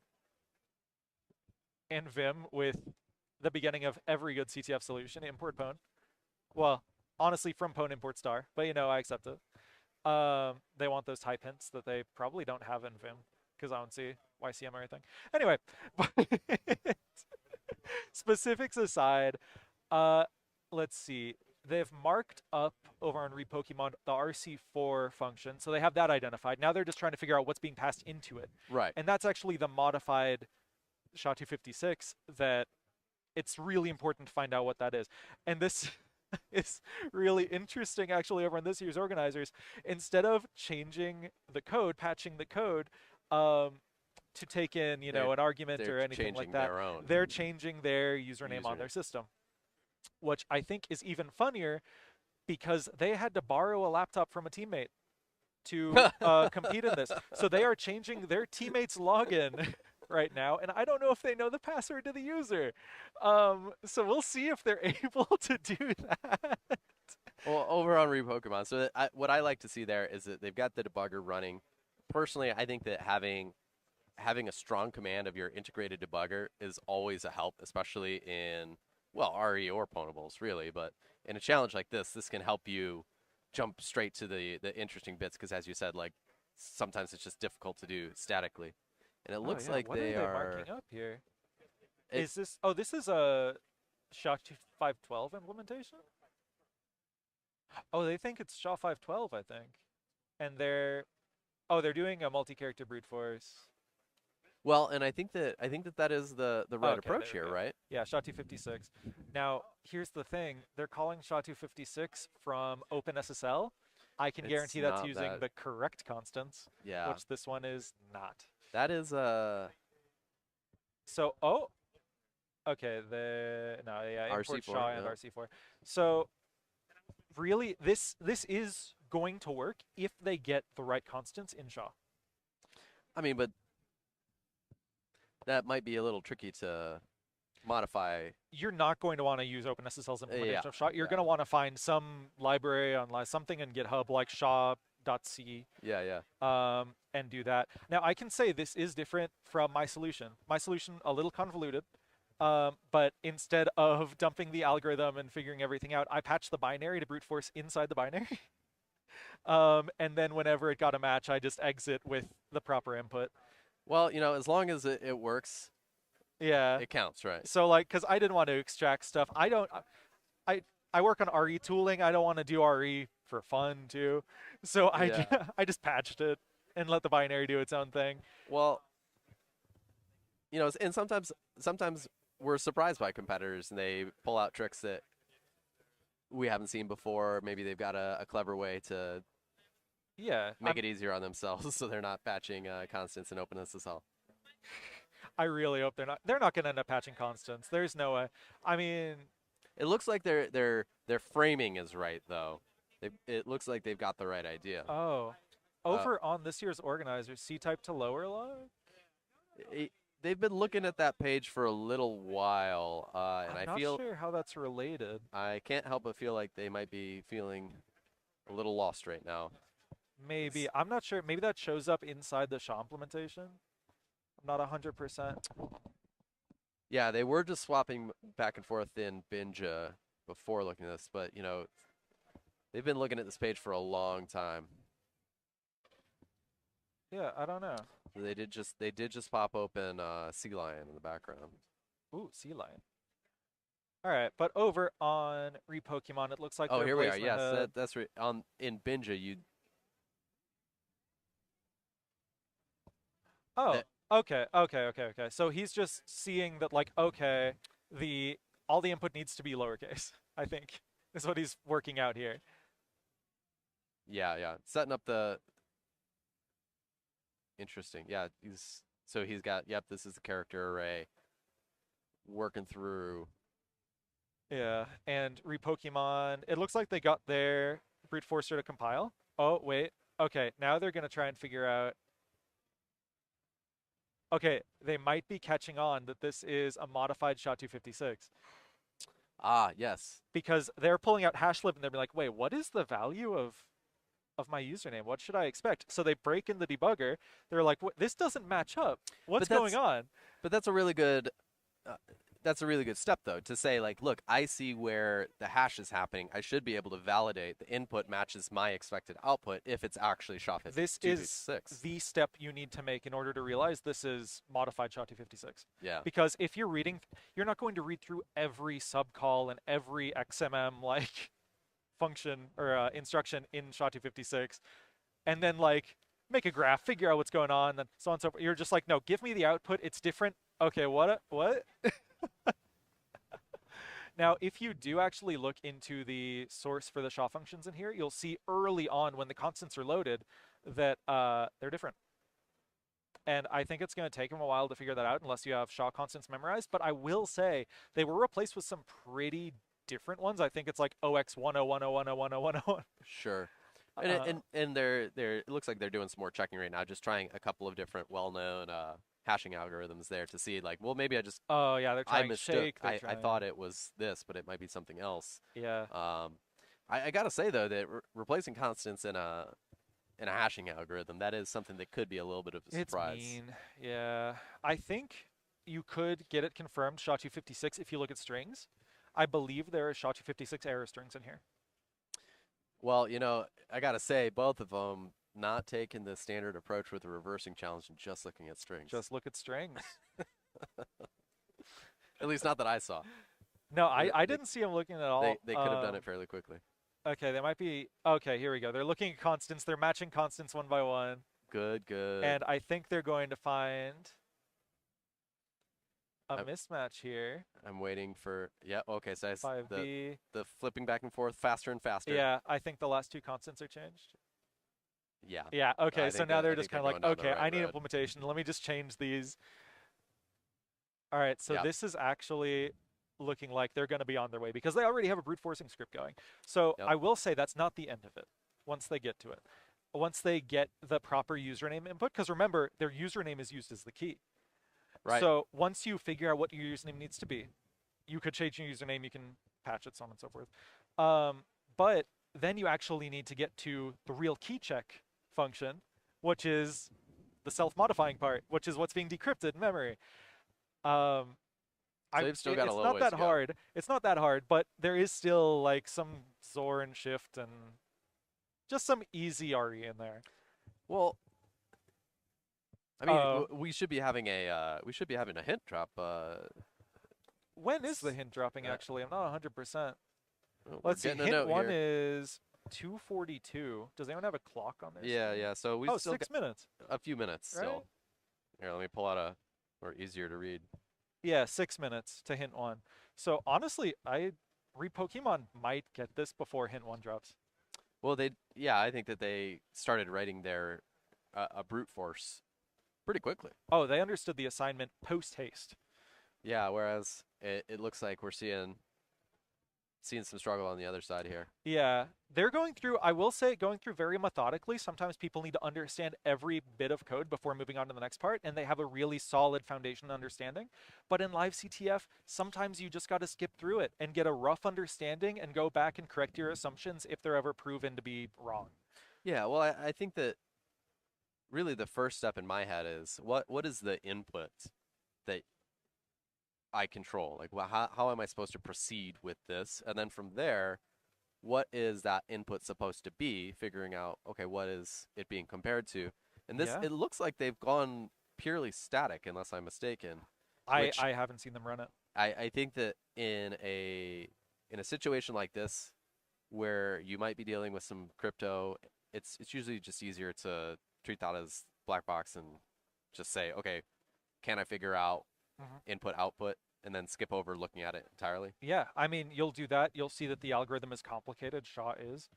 And then you'll be like, okay, let me ask like an AI. Let me look at the shape of the code. Let me try common things like SHA-1, SHA-256. Right. Like, or perhaps even, I don't know how common this is, but I definitely know that there are tools, extensions, etc., that can look for cryptographic constants and might even say, hey, this is not SHA-256. Yes. Yeah, well, because not every constant was modified. I think it was just 2 that were flipped in order. Okay. Something similar. I'm not 100% on exactly. But yeah, if you use a crypto constant finder, then it'll spit out, this is SHA-256 S-box, blah, blah, blah. I don't know if they're not called S-boxes in hashing, are they? I don't know. I don't know about the implementation of SHA-256. Yeah. I'll be honest. I haven't done crypto in a long time. Right. When it comes to reverse engineering, my thought is always do as little as possible. And so whenever I see, okay, this is a crypto function, I immediately back out of that and say, like, rename it crypto something. Yeah. And then try to work around it until I know I need to understand. Mark, you're talking to the guy who patched a binary to avoid pulling out a crypto implementation. That's not a bad idea. Let me just say, that Finny will never be the same. Oh, is Hint coming soon? Hint is coming in 3 minutes. Okay, so it looks like we're seeing constants being examined so they have here. The state in Repokemon. Okay, so they're lining up the constant in Repokemon, stepping through, making sure that they have everything the same. I think they might be noting that things aren't exactly lining up. Yeah, they copy the constants from the binary into here. And I'm really hoping that they realize they're missing a comma in there, because otherwise that's going to be bad. I got bitten by this recently. Because in Python, if you've got parens, right? Oh, hold up. Wait, it looks like they brooded it. Wow. That was really fast. They had a break. They just broke whenever it equaled their username, I think. Did they catch the comma? I think instead of the one-line array, they're using, they're setting index by index, good. so it's not an issue. But if they go to using that im state equals initialize your list, you will. Oh no, it actually won't compile. That's what I was gonna say. I think because the C compiler would valid, get you. Yeah. Hex char. What I was saying was, Python, if you've got strings and you're trying to create a tuple of strings, it will just concatenate those if you forget the comma. Really? Yep. Oh yeah, ew. There's one Python f-string challenge online that I saw recently that was really fun. I did not get a good score. But okay, over on this year's organizers, looks like we are at least 2 layers deep into SHA. Oh no, this is the init function, I believe. Yeah, this is the init function. Initialize the cryptographic. Yeah, it initializes the context. Yeah. And I don't know, it just looks like, here we go, calling init. Yep. I will say, props, that's exactly what it's called in the code. Yeah, but I mean, really Oh, actually, over on Repokemon Collections, also stepping into it, because now they have the constants, right? They're just like, oh, the initial context must be different. And I think it is. So we'll see, but there's a hint dropping in about a minute. If we want someone to go over and tell them there's a hint dropping in about a minute. They should know? Okay, maybe I'm too nice when I'm over at the tables. Yeah, that should be dropping real short. Okay, so they are... Oh, okay, so instead of extracting everything from the context, they're just extracting the full context as an array, and then just going to set that, I think. And I guess hope that it's in the right format. Like, this could be a different SHA implementation with the context fields changed. We'll see. Yeah, I mean, depending on how that initialization function is, that could be a really nice shortcut. Just boom, yeah, absolutely. Buffer. Yeah, I mean, that is fantastic. That's a very valid way to do this, because you know this is right. Yeah, static assert is equal to size of context, probably. Nice. Oh, and you have to link.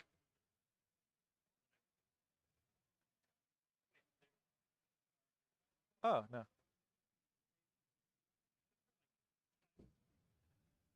Oh, it's so weird seeing a brute force inscript written in C. I haven't ridden one in C in so long. I either go to C or Rust. Or C++, sorry.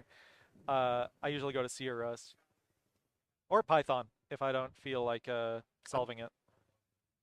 Yeah, I'm starting in Python, unless I've got an idea that it's going to be too slow. I think most times it does turn out to be. I mean, this was dropped to a 4-character brute force for a while, and then we decided to go with 5 characters. So we and saw the lowercase hint only. just dropped. Five character Hint did just drop, yeah. brute force is expected, and So he knows he's on the right path.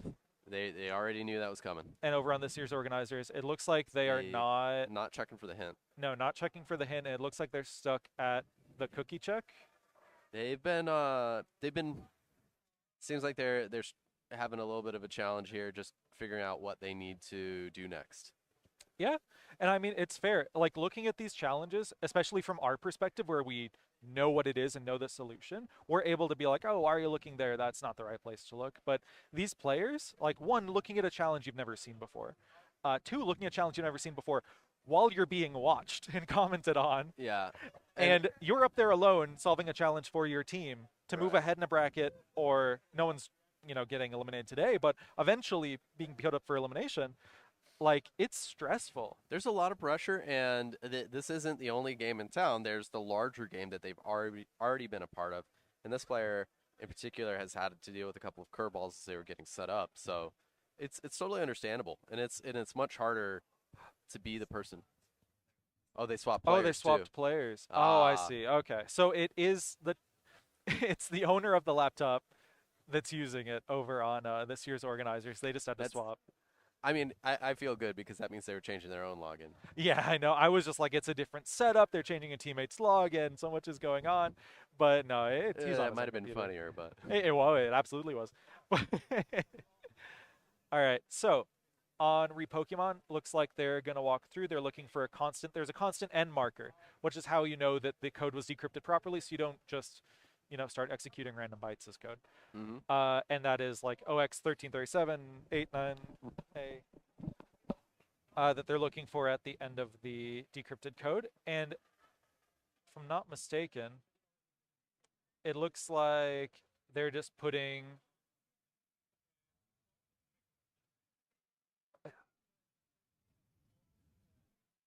it's actually hard to tell exactly what they're doing. I think they're putting the decrypted, output in a file, and then just and then trying to look at it in Python. Yeah, trying to look at seeing if anything pops out. It's rough because I just like hex encode that as characters and then look at it. But if you're just printing the Python output of bytes, it'll print like 37 is a valid. That's just the number 7. Like, I guess you could look for that, but.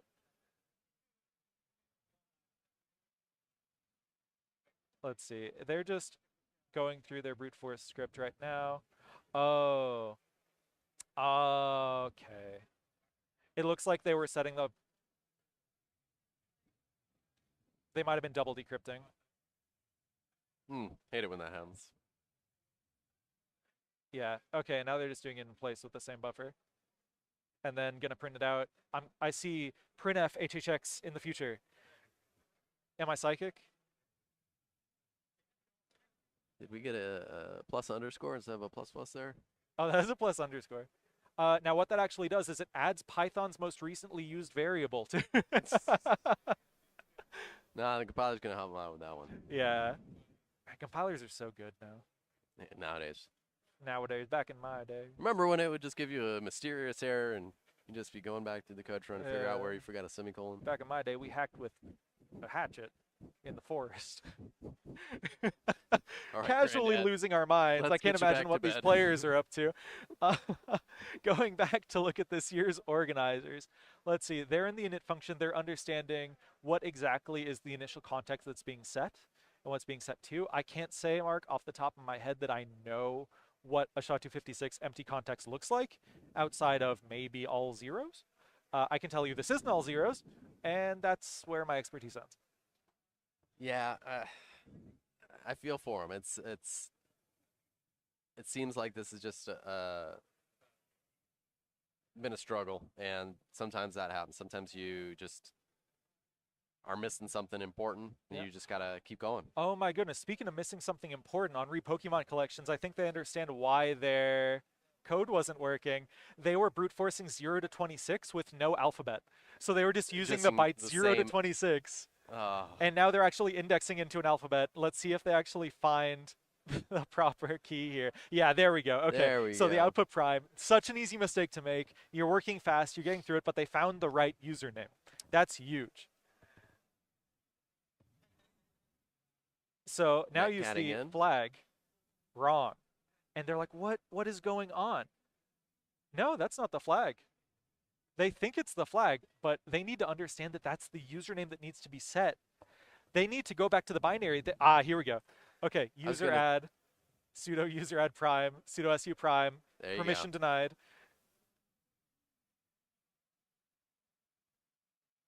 Enter password. Okay, so now is the fun part. You need to go through and dump the actual key check, and it looks like another hint is dropping in 9 minutes.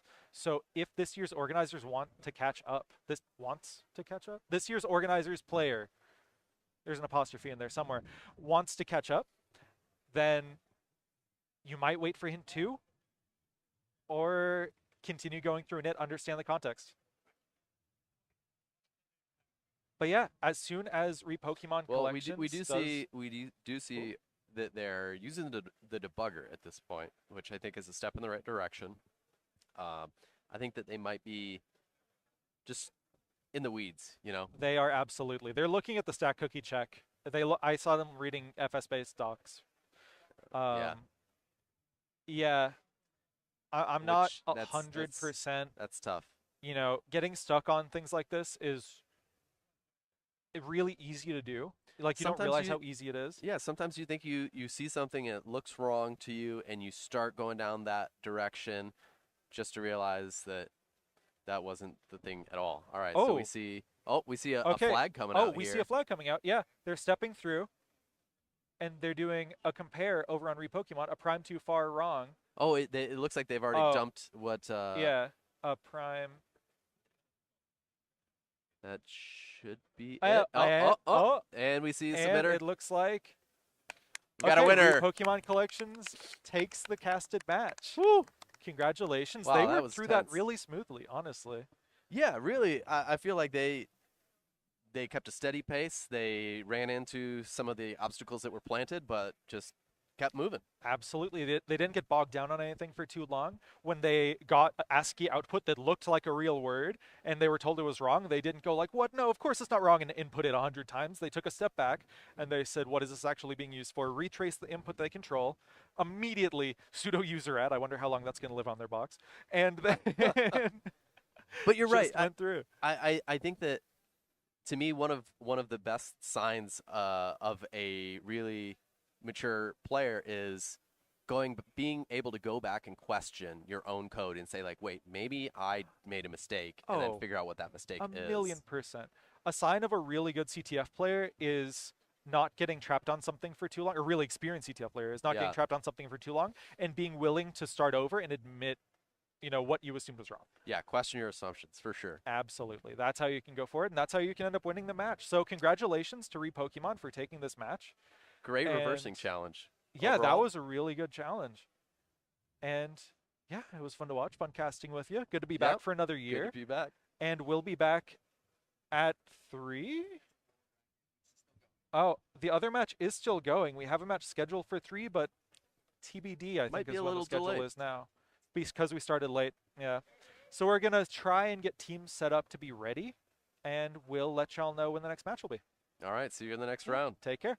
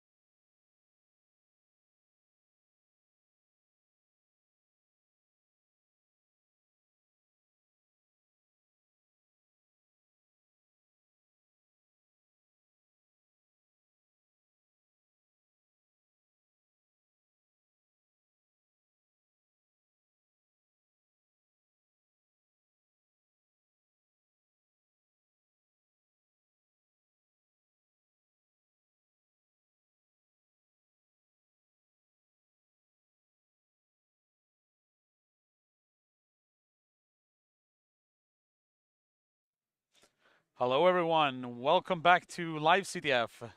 It's good to be back. It's been a little while, huh? Yeah. We had to take a little break to catch up. Yeah, I'm Carl. I'm here with. I'm Mark. Nice. And we're here for another match. So what happened was we are in this tournament. We are running 2 matches in parallel. One of them is here on the commentated stream, and one is kind of off screen to make the schedule work out. And what happened was that the one that we were commentating finished relatively quickly. However, the other one that was running in parallel ran long and then had to go to sudden death, and then they had to do the sudden death. So we had to wait for that, and now we're back here. Now we're back, and we're back on schedule. Yep. And I believe we are ready to go. So, Well, we're just waiting real quick here for yeah. confirmation on Yep. our. Yeah. Ready to go? We are ready to go. 5, 4, 3, 3, 2, 1. Here you go. Let's go. All right. So we have another reverse engineering challenge. Reverse engineering challenge, just like the last one. Hell yeah. It's actually all of the challenges today are reverse engineering challenges. This one, I've also written this one. It's called HODL. A little nod to some, crypto bros there, I guess. And yeah, it's a style of challenge that's sometimes called an optimize me. Yeah. So basically, you have a binary which will calculate. It will do stuff to produce the flag. Yeah. The problem is that it's doing the stuff in an extremely inefficient way, so that this will actually never really finish. So you have to identify what it's trying to do, and then do it in an efficient way, and then you will get the flag. Yeah. So, and we can see that both players have already dropped it into IDA here, and so they're just working through that. Overall, this looks like, just glancing at the function list here, this is a smaller binary, so it's really just figuring out what it's supposed to do. Right. So we can see here on Shellfish, they're looking through in IDA. We have this kind of outer function that takes the input and does some little stuff, and then it calls into this other function. You can see this. There are a couple of nested loops in here, like at least 3 nested loops or so. So you can, and that, if you have a little bit of knowledge, like computer science knowledge, you can understand that, if you see 3 nested loops, that's kind of an, it should be a red flag that this might be something inefficient going on. Yeah, there. probably n-cubed complexity. Yeah, which, is probably not what we want. Yeah. And yeah, so now they're just trying to run it. I'm not sure if that was working. Yeah, they're looking at running this with strace. So strace to see what system calls are being made. So I guess they have a little bit of an issue trying to get this to run. Is basically what I'm seeing right now. Well, so as you said, though, this is going to operate on some input that's already on the binary to output the flag. Yeah. Oh, well, yeah. Sorry, I misspoke earlier. There's no input to the binary. It already has. Right. It has some data hard coded in the binary, and it will just use that to perform some computations to generate the flag. So if they're looking at strace output, they're not expecting to see input coming in from anywhere else. They're not expecting to see oh, it's secretly prompting and waiting for me to type something in, etc. Yes, and in fact, it's a bit because if you run the binary, you basically get you get no output, and the process just seemingly hangs. But if you would look in your top or something, you would see that it's maxing out the CPU. So it's doing something. Specifically, this one is calculating the what's it called, maximum sub-array. So you have a long list of numbers, and they can be positive or negative, and you're trying to find the a consecutive subsequence in this array that sums to the largest number. Wow. So it's just it's there could be, let's say, there are 2 large numbers, but then there's a very negative number in between, and then it's is that better than picking 2 medium-sized numbers, and so on. Right. So the naive solution would be to just adjust window size, adjust offset, etc. Yes. So the naive solution would just try basically for each start position and for each end position, you just sum that up, and then you save the biggest one. And this is going to give you, it's not quite like an n cubed, it's more like an, it's kind of like n cubed, but it's, basically something like this.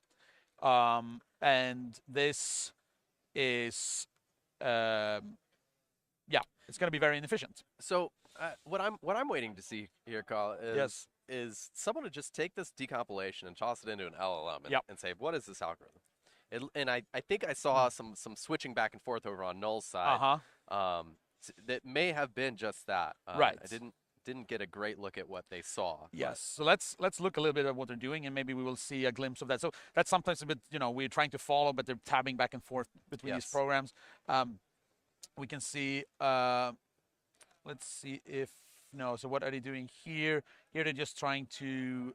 They did try to run the binary previously.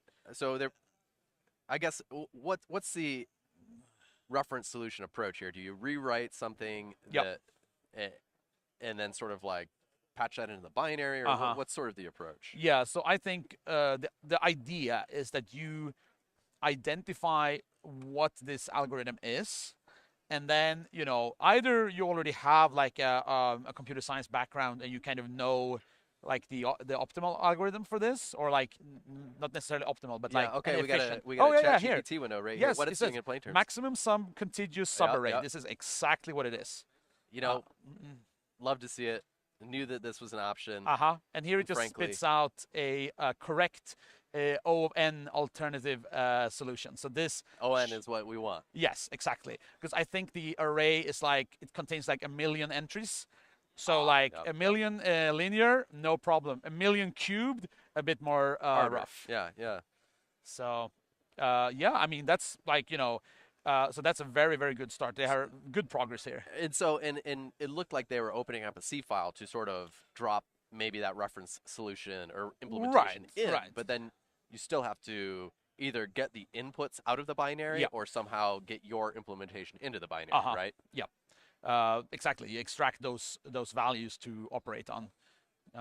Which, there are a couple of different ways. You could kind of like just kind of copy paste it out from IDA, or you could have a little Python script and give it the offsets to extract it, and different approaches. But so they are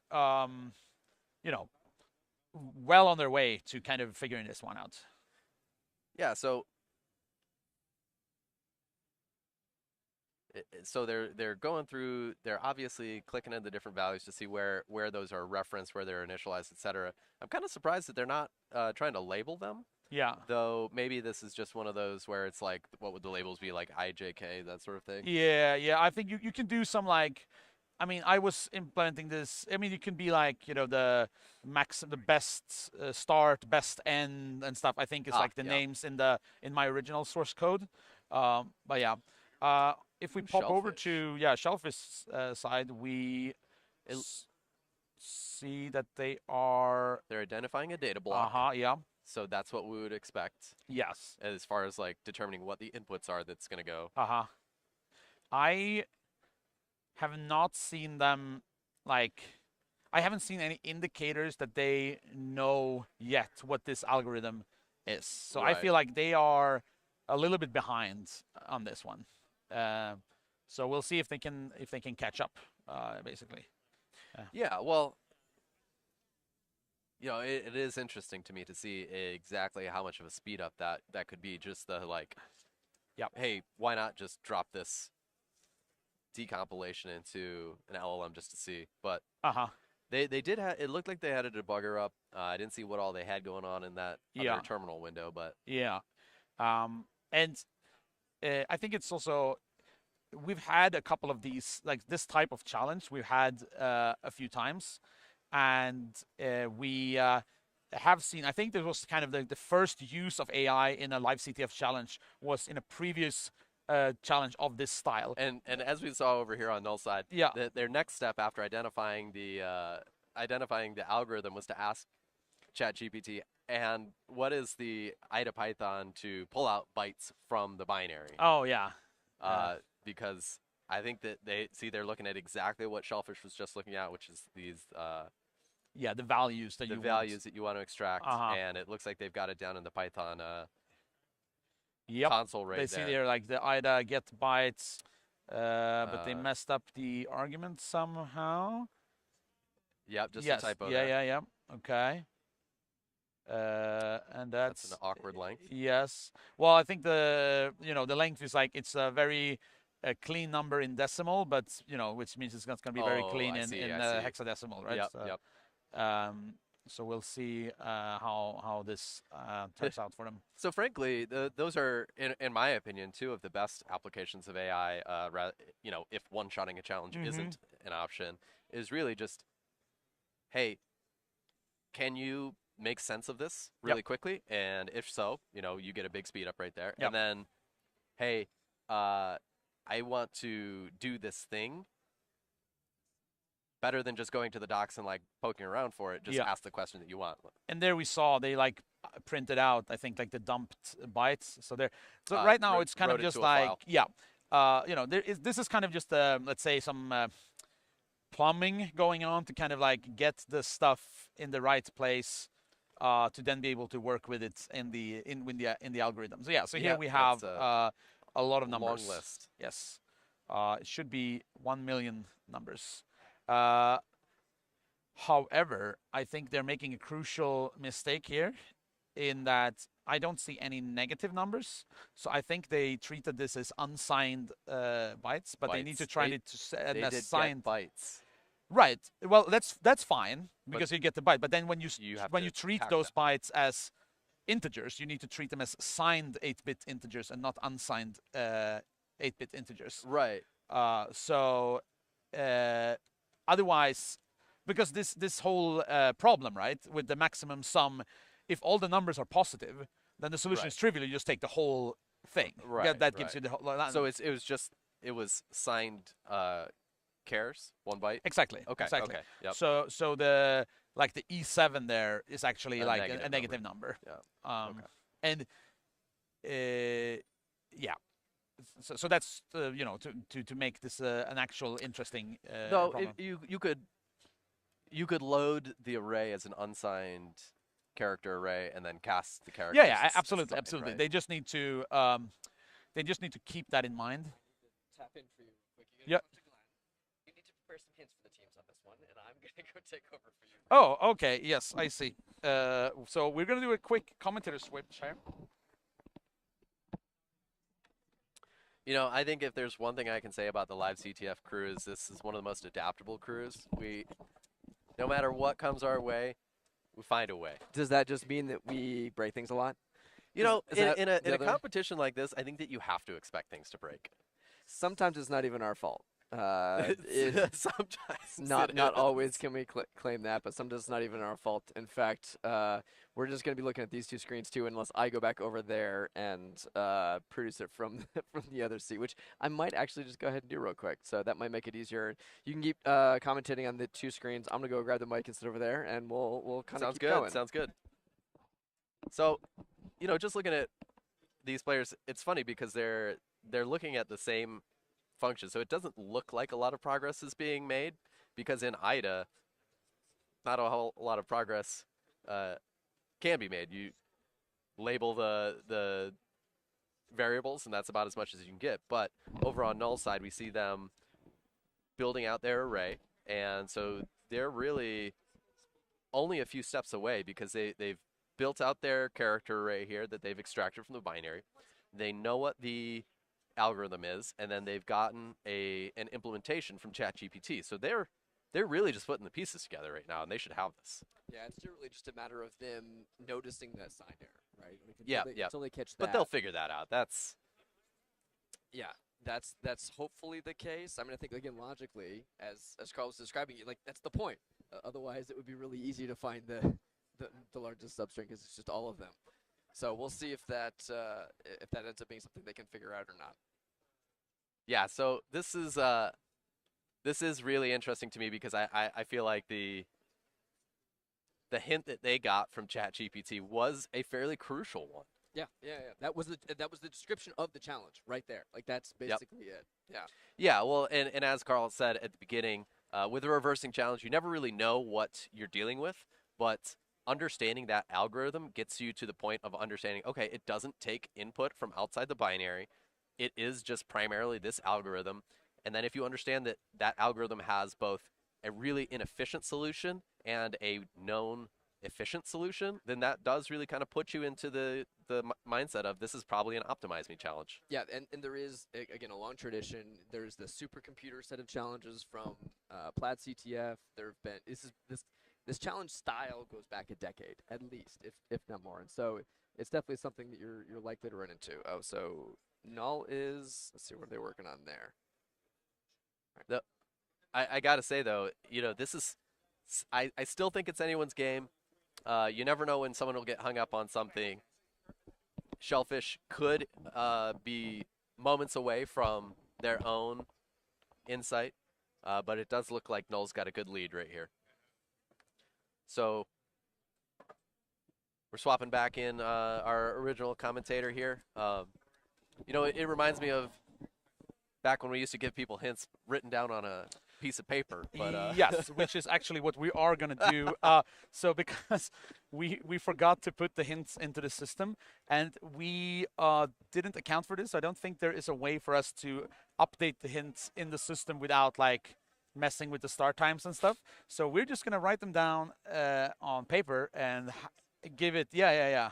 Okay, so they're casting that. So data is the array that they've imported, and they're casting it as signed integer. And it's interesting there because they actually got a type error, if I was understanding that correctly, that was giving them hint, because this max subarray I8 was copied from ChatGPT, and so they must have an LSB or something in their editor that was saying like, hey, you're passing an unsigned character array to a function that takes signed character array. Yep.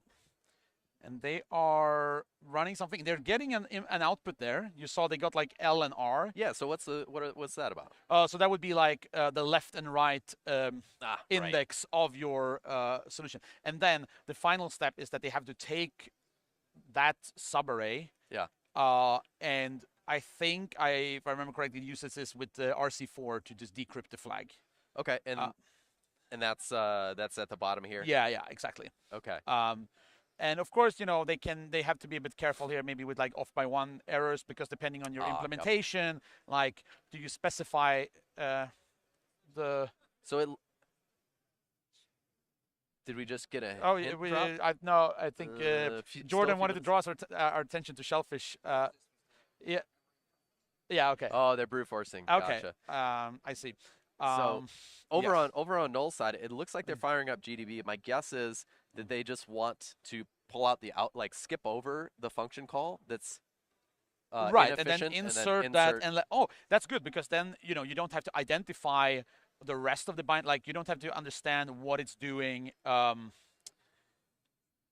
it's doing with that result. You just provide that result, right? So you don't need to identify that this is RC4 or whatever, right? So you just let the binary do that job, if this is what's actually going on here. Yeah, that was my guess. Yeah, I mean, it seems reasonable. Yeah.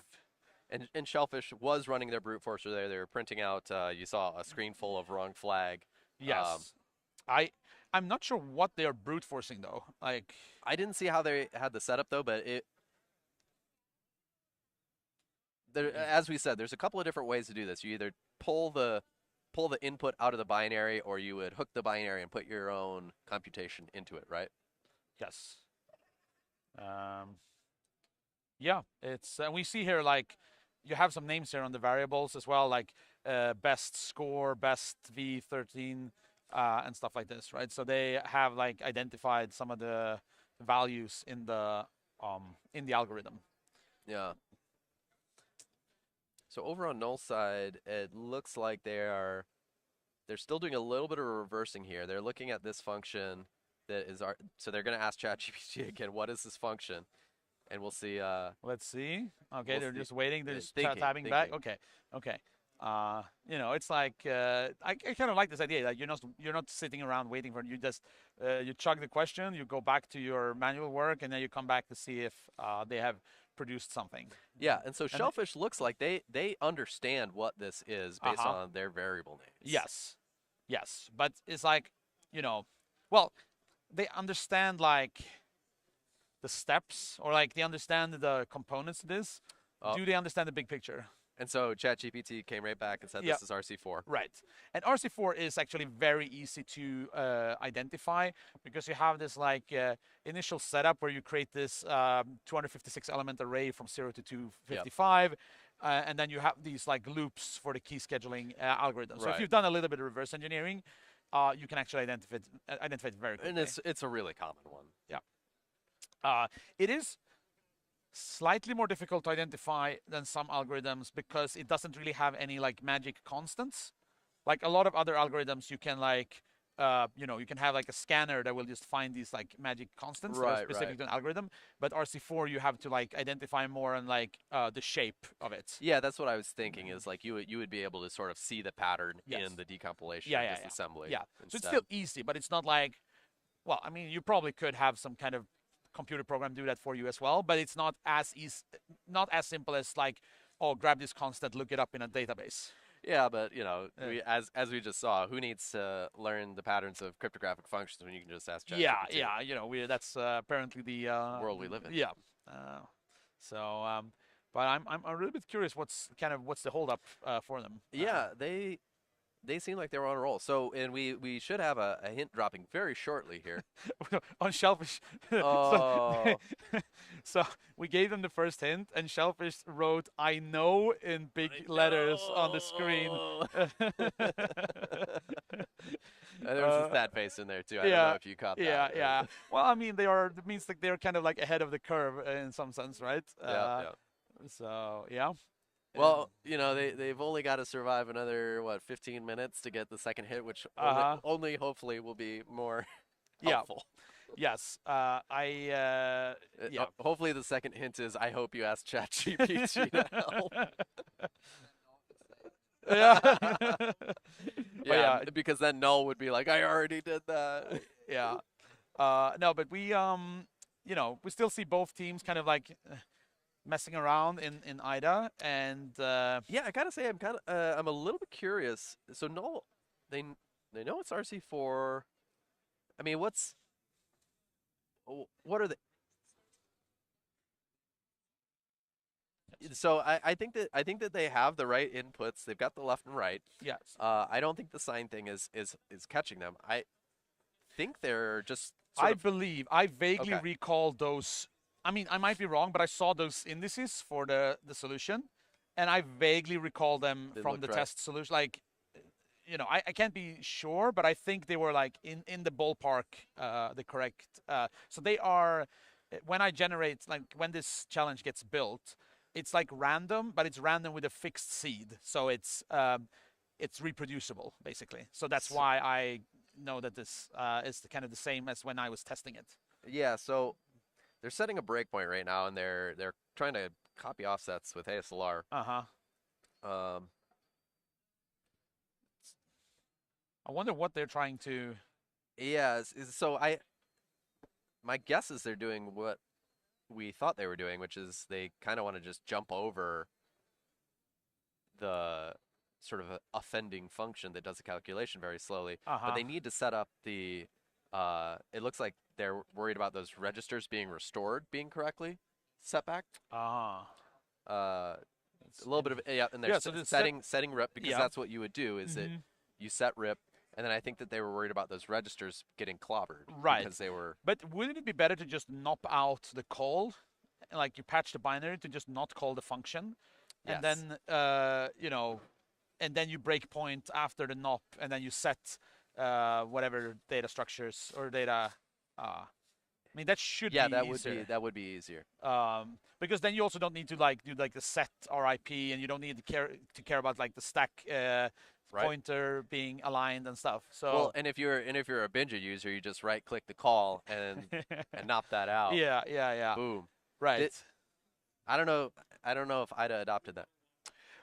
We're getting a telegram from Europe right now that Blue Water beat MMM.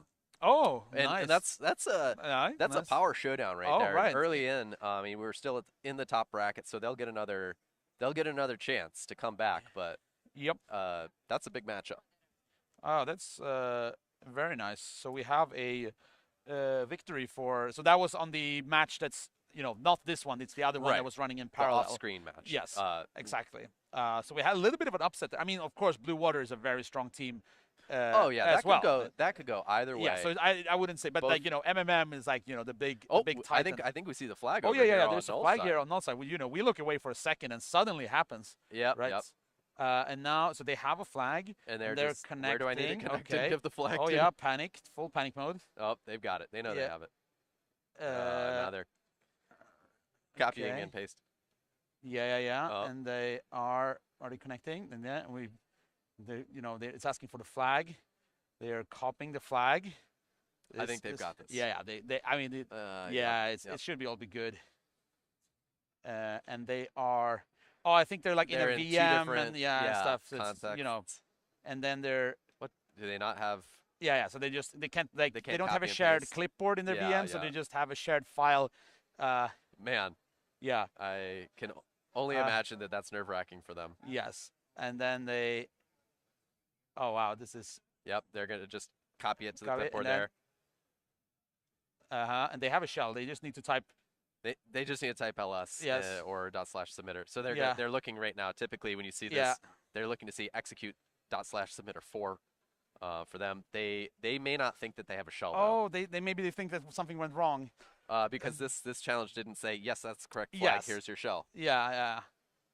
And just pressing enter does not. No, prompt but you. they should see that when like they press enter, they get like another line feed from the shell. Oh, I can type ls. Can you just type ls or ID? Who am or I?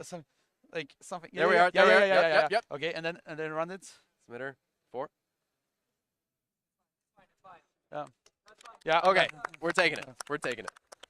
I think there was a little bit of a mix-up on what number needed to be typed in, but we know who got it. They got it. They got it. And I have to say, Yep. Shellfish did a good job figuring things out, but certainly a huge leap in terms of being able to move faster by getting answers from an LLM. Oh yeah, definitely helped them here make progress. So so we have Null beating Shellfish, and we have Blue Water beating MMM. None of the teams are knocked out. We have a double elimination bracket. They will be facing off in the lower bracket tomorrow. Mm-hmm. We have one more match coming up today, and we will be right back with that one. Yeah, with this, we're almost back on schedule. So yeah, amazing. Cool. So we're gonna go on a short break. We'll be back with another challenge. If you have any friends or so who might be interested in this, send them a link. You can go to LiveCTF.com to find the links to the stream, the brackets with the schedule, everything. And we will be here today, tomorrow, Sunday, broadcasting here from DEF CON in Vegas. great. Yeah. So see you next time, CTF fans. Yeah. See you.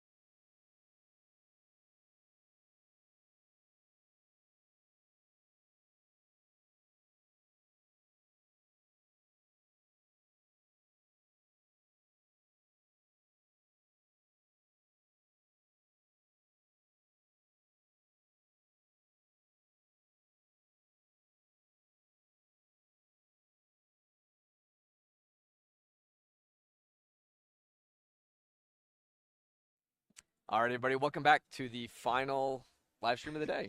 It's Oh my gosh, it is. been a busy day. It's been a long day, It's and only the day's 4 not going to be challenges. over after this for us, at least. No, we got some work to do. Tomorrow's going to be much busier. We got a lot of streams. You can check the schedule on LiveCTF.com.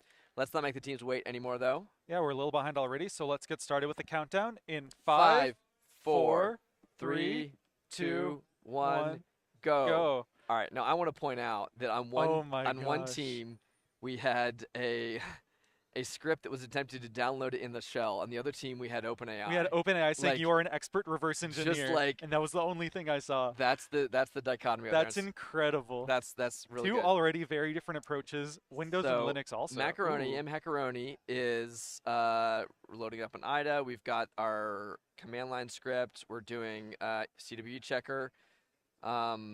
And Jordan, they're learning this in IDA. It should look pretty nice in IDA, right? IDA is pretty nice. Okay. This binary is So, going to be fun? This binary is called Loki. Now, I will point out, we don't give teams the name of the binary because oftentimes the name's too much of a hint. We do give teams the name of the binary. This This year, yeah. did The we download is actually? called Handout Loki. Is it Yeah, called but not in advance. not in advance? No, sorry, right. We don't do it when the teams beforehand, so that when they're on the spot, they know it. But right, so they do get a little bit of hint right there, and it does say in the text of the challenge, it tells you this. Yeah, my point is, we didn't tell them before they showed up. They just knew that this is a reverse engineering challenge. This is a troll. This is a What complete is troll memory challenge. coherency check? Just BS names. there are BS names, and so for Tampered context, equals 1. Josh has not seen this binary. I Josh, have it. I know the concept behind it. yeah, the concept is let's just break all the tools. And so there are checksums for debuggers. There are things that break decompilation in all tools. IDA will lie to you. It just What? won't show you half the binary. You mprotect procs. Oh, okay, Um, that's actually just a substring. That's there's a byte. Look up. there's a lot of trolls. Okay, so I will say the actual What is this? now on the left is probably what we're going to do. The macaroni solution looks really good. Just tracing was really good right up until they saw the ptrace me check. Ooh, so they're gonna patch that out. So exactly, and this is again the whole solution is every tool you try will not work out of the box. All right, so they have a GDB here. They're catching ptrace, This but might- that's gonna get caught in the This might debugger check. literally right? be the fastest. This could be the fastest solve. I will say a dynamic approach is going to be the fastest. Oh, the yeah. fastest solution here on this one. Well, This because is- I imagine you also shoved in a bunch of opaque predicates and a bunch of I just broke annoying everything. all decompilers. Yeah, in fact, even if you use your decompiler, just switch it to disassembler, and that's essentially the hint. This hint tells them like, look, your tools are Wow. going to be wrong Wait, and that broken. optimization is really bad. If Oh no, variable times variable, if not variable times variable, result equals 76, couldn't be simplified. So there's just an array of pointers to functions. That one's lying to you. That one's also all those jump outs. Yeah, that's a good sign your Dead decompilation is CTF not correct. debugging. So yeah, there's just fake strings all over the place. So there's a bunch of functions that have strings that don't get inserted. The actual what you have to do Yeah. is really easy. This is probably one of the easiest challenges. If you took away all the obfuscations, this is a speed run. This is a tiebreaker level challenge. It is a very straightforward challenge. The only thing that makes it hard is that each tool, like I said, is a little broken. And I think the important point is that, and in this, as binary engine developers, I think we're intimately aware of all the ways that you can break, Everything that breaks. all the in ways you can break every our tool. tool. But it's they switched to Binja. Okay. Ooh. Okay. So Friendly Maltese switched They're over just to trying to Binja. win caster points. Honestly, it's a good idea. However, in the interest of fairness, I broke Binja Oh too. yeah, it breaks Benja too. Well, it's a little less broken, but the way that I broke Binja, Maybe 5 attempts. there's actually a global flag that I remap into rewritable memory that starts in read only, So and I we change don't the take constant value, okay. and Binja treats it as constant, and Yeah, will just hide yeah. stuff. On the other hand, I break hex arrays because there are functions that you name exit and it stops analyzing. That's I hilarious. misaligned I saw bytes. you also named a function main that was not main. There is actually no. The main's named correctly. Oh, It's is just it? getting it wrong because of the obfuscations. So Oh. main is actually correct. Oh, I didn't Um, realize that was some of the. So I really like though that it's interesting going back and forth between Binja Yeah, they're and cross-referencing the tools. I think they're starting to understand that the challenge is breaking tools in different ways. in different ways, and that actually is not a bad way to do it. It's interesting though. So Macaroni, I thought was literally going to solve this in less than 5 minutes at one point. Like they made such fast progress initially, and so now they're going in and they're looking at each one of these functions. Yeah. What's weird is the function they're looking at now is not actually Is this this is just called? this is Or no, is it they're just a not. red Those are herring? not. Those are a list of functions that are checked.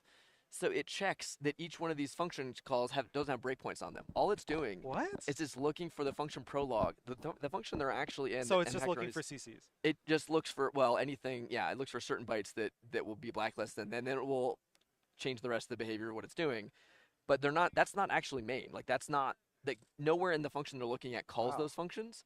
There's also some dead functions in there, functions that do nothing. So you can go through basically GDB, start, break main, and then it'll kind of work nicely. If you patch out the ptrace check, if you patch out the checksum, that there is an early checksum, and so break on main. But you can do hardware breakpoints. You can hardware breakpoint would absolutely a hardware breakpoint on main, and you patch up ptrace, run GDB, and you're basically done. Like that is one end-to-end solution. But again, the problem. But you need to know to look for that. Like, you have to know that. We know that. We know that all of this is the case. Yeah. They're looking at this and they're like, "Oh my God, there are so many checks I need." And to in fact, you can look at Friendly Maltese right now. That was that. So that the tracer PID, Binja does pretty well with that, but misses the first T in it. It's showing you that basically it is looking for if you're using ptrace, right? So that's checking. There's a proc capability that you can tell if you're under ptrace. Which is going to catch like strace, and so. What is the way to do that? Not to request like ptrace trace me and then check if it returns. So you could do it after that if you could get it to halt at the right spot. So you could try patching the binary begin. They have to catch the checksum. There's a couple little things that are all kind of interrelated. And again, there we go. Core dump's a great idea. Core dump is a very Creating good idea. a core dump idea from Friendly Maltese. Exactly. Well, and the problem is they have to do it at the right time. And so if they try to it's on process exit. It zeroes out the flag before it exits. Ooh. Right before it exits. Ooh. Right before it exits. exits. That's easy to patch out. It is. Well, except for the checksum. So they have to also fetch the checksum, which is fine. You can remove the checksum, but you have to notice that it's there. Why not remove the checksum check? Yeah, again, totally fine too. Okay. But the problem is the checksum check is actually just one of the flags. The checksum is put across these binaries. And multiple functions will do different things based on the sort of kind of global state. So it's just a lot of little tedious. Again, any one of these techniques is really easy to overcome. Yeah. It's just the sum total of them is just annoying. You kind of get bogged down. Your boots get stuck in the mud. And so we'll see who can now. We're back. And Macaroni is in the debugger. Macaroni in Pwned Bag. I will say, the more I see you in a debugger, the better off I think your chances are, because I just don't think this is going to be great in a static I think analysis this system. is a challenge where your context doesn't really need to be that wide. You just need to step over the next thing repeatedly. So I think that a debugger is perfect for that because you get a small context window with, you know what exactly is being passed through. Yeah. Okay, so I don't know if the stream is seeing that as well. We're losing a little bit of a flicker. A little bit of flicker. That's fine. Oh man, this was our bane. Good. Okay, so look, it was just us. We had this happening earlier today, and it wasn't anything. Okay, so this one is doing something about conferences and HDMI. Oh man, there's just always something. It's initializing subsystems, exit initializing subs. That. So it's is that it's just decompiling the function wrong. You notice there's even a variable called tampered. What is that exit call with on a string? Yeah, that's IDA stops. decompiling. That's wrong. IDA No, just breaking when it reaches exit. It just missed the parameter resolution there. Oh, I don't remember that being a function I intentionally put one Honestly, in, but it might could have just been. Again, because there's a function called exit, so it could have. So Friendly Maltese. Oh, there was very briefly. Oh, what was that? Very briefly, they were back into an AI. I saw them looking at it. I'm surprised they didn't go with their initial query of like, "You're an expert reverse engineer. Solve this challenge." So okay, the checksum right there that they're looking at. That is the flag. This entire thing is an array, and you can see they're all showing as data variables, but you really want to make that into an array. And so this is essentially the flag. That's where it's created. There are going to be so another potential solution here is look for all the cross references to that checksum. The problem is there are some dead functions that also write bytes to it. Yeah. So if you actually just look at every function that writes to that, eliminate the ones that aren't actually called. Oh, Super Dice Code already won the second match against who? Against Repokemon collection. Okay, so Repokemon, having just come off a win, is going down to lower bracket for day 2. Already, but and that's, again, I'm not surprised, right? This is very much, if you get the right set of things, if you can recognize the few things that actually stop you from getting what you want, this is not a muscle memory challenge. This is not a UAF. This is not some weird overflow. Oh, it is weird, but it's just not a weird overflow. But this is not a challenge that you see in every CTF, and you're just kind of like, oh, more like debugger checks, more binary checksums. Like, usually no one cares about that in CTF. There it is. Did they get the flag print out? Almost. Now look, you can read the flag. Look over at Macaroni. There's one of the checks that they haven't. that typo is not in the original binary. That's if you fail one of the integrity if you fail checks. one of the checks, So it it's sets and it they wrong, can still it's off fix by it. 1. So they literally just have to read it and Oh, realize they probably have a breakpoint set somewhere. exactly. So they're very close. Oh, it's really close. This is gonna be a quick solve. It could very well be. Oh, it looks like they're hope in they get the. Just go fix the letter. Yeah, just read the flag. Read the flag. You're getting. I know. Yeah, no, it's not the. Oh, they might have. No, it's not a new line thing.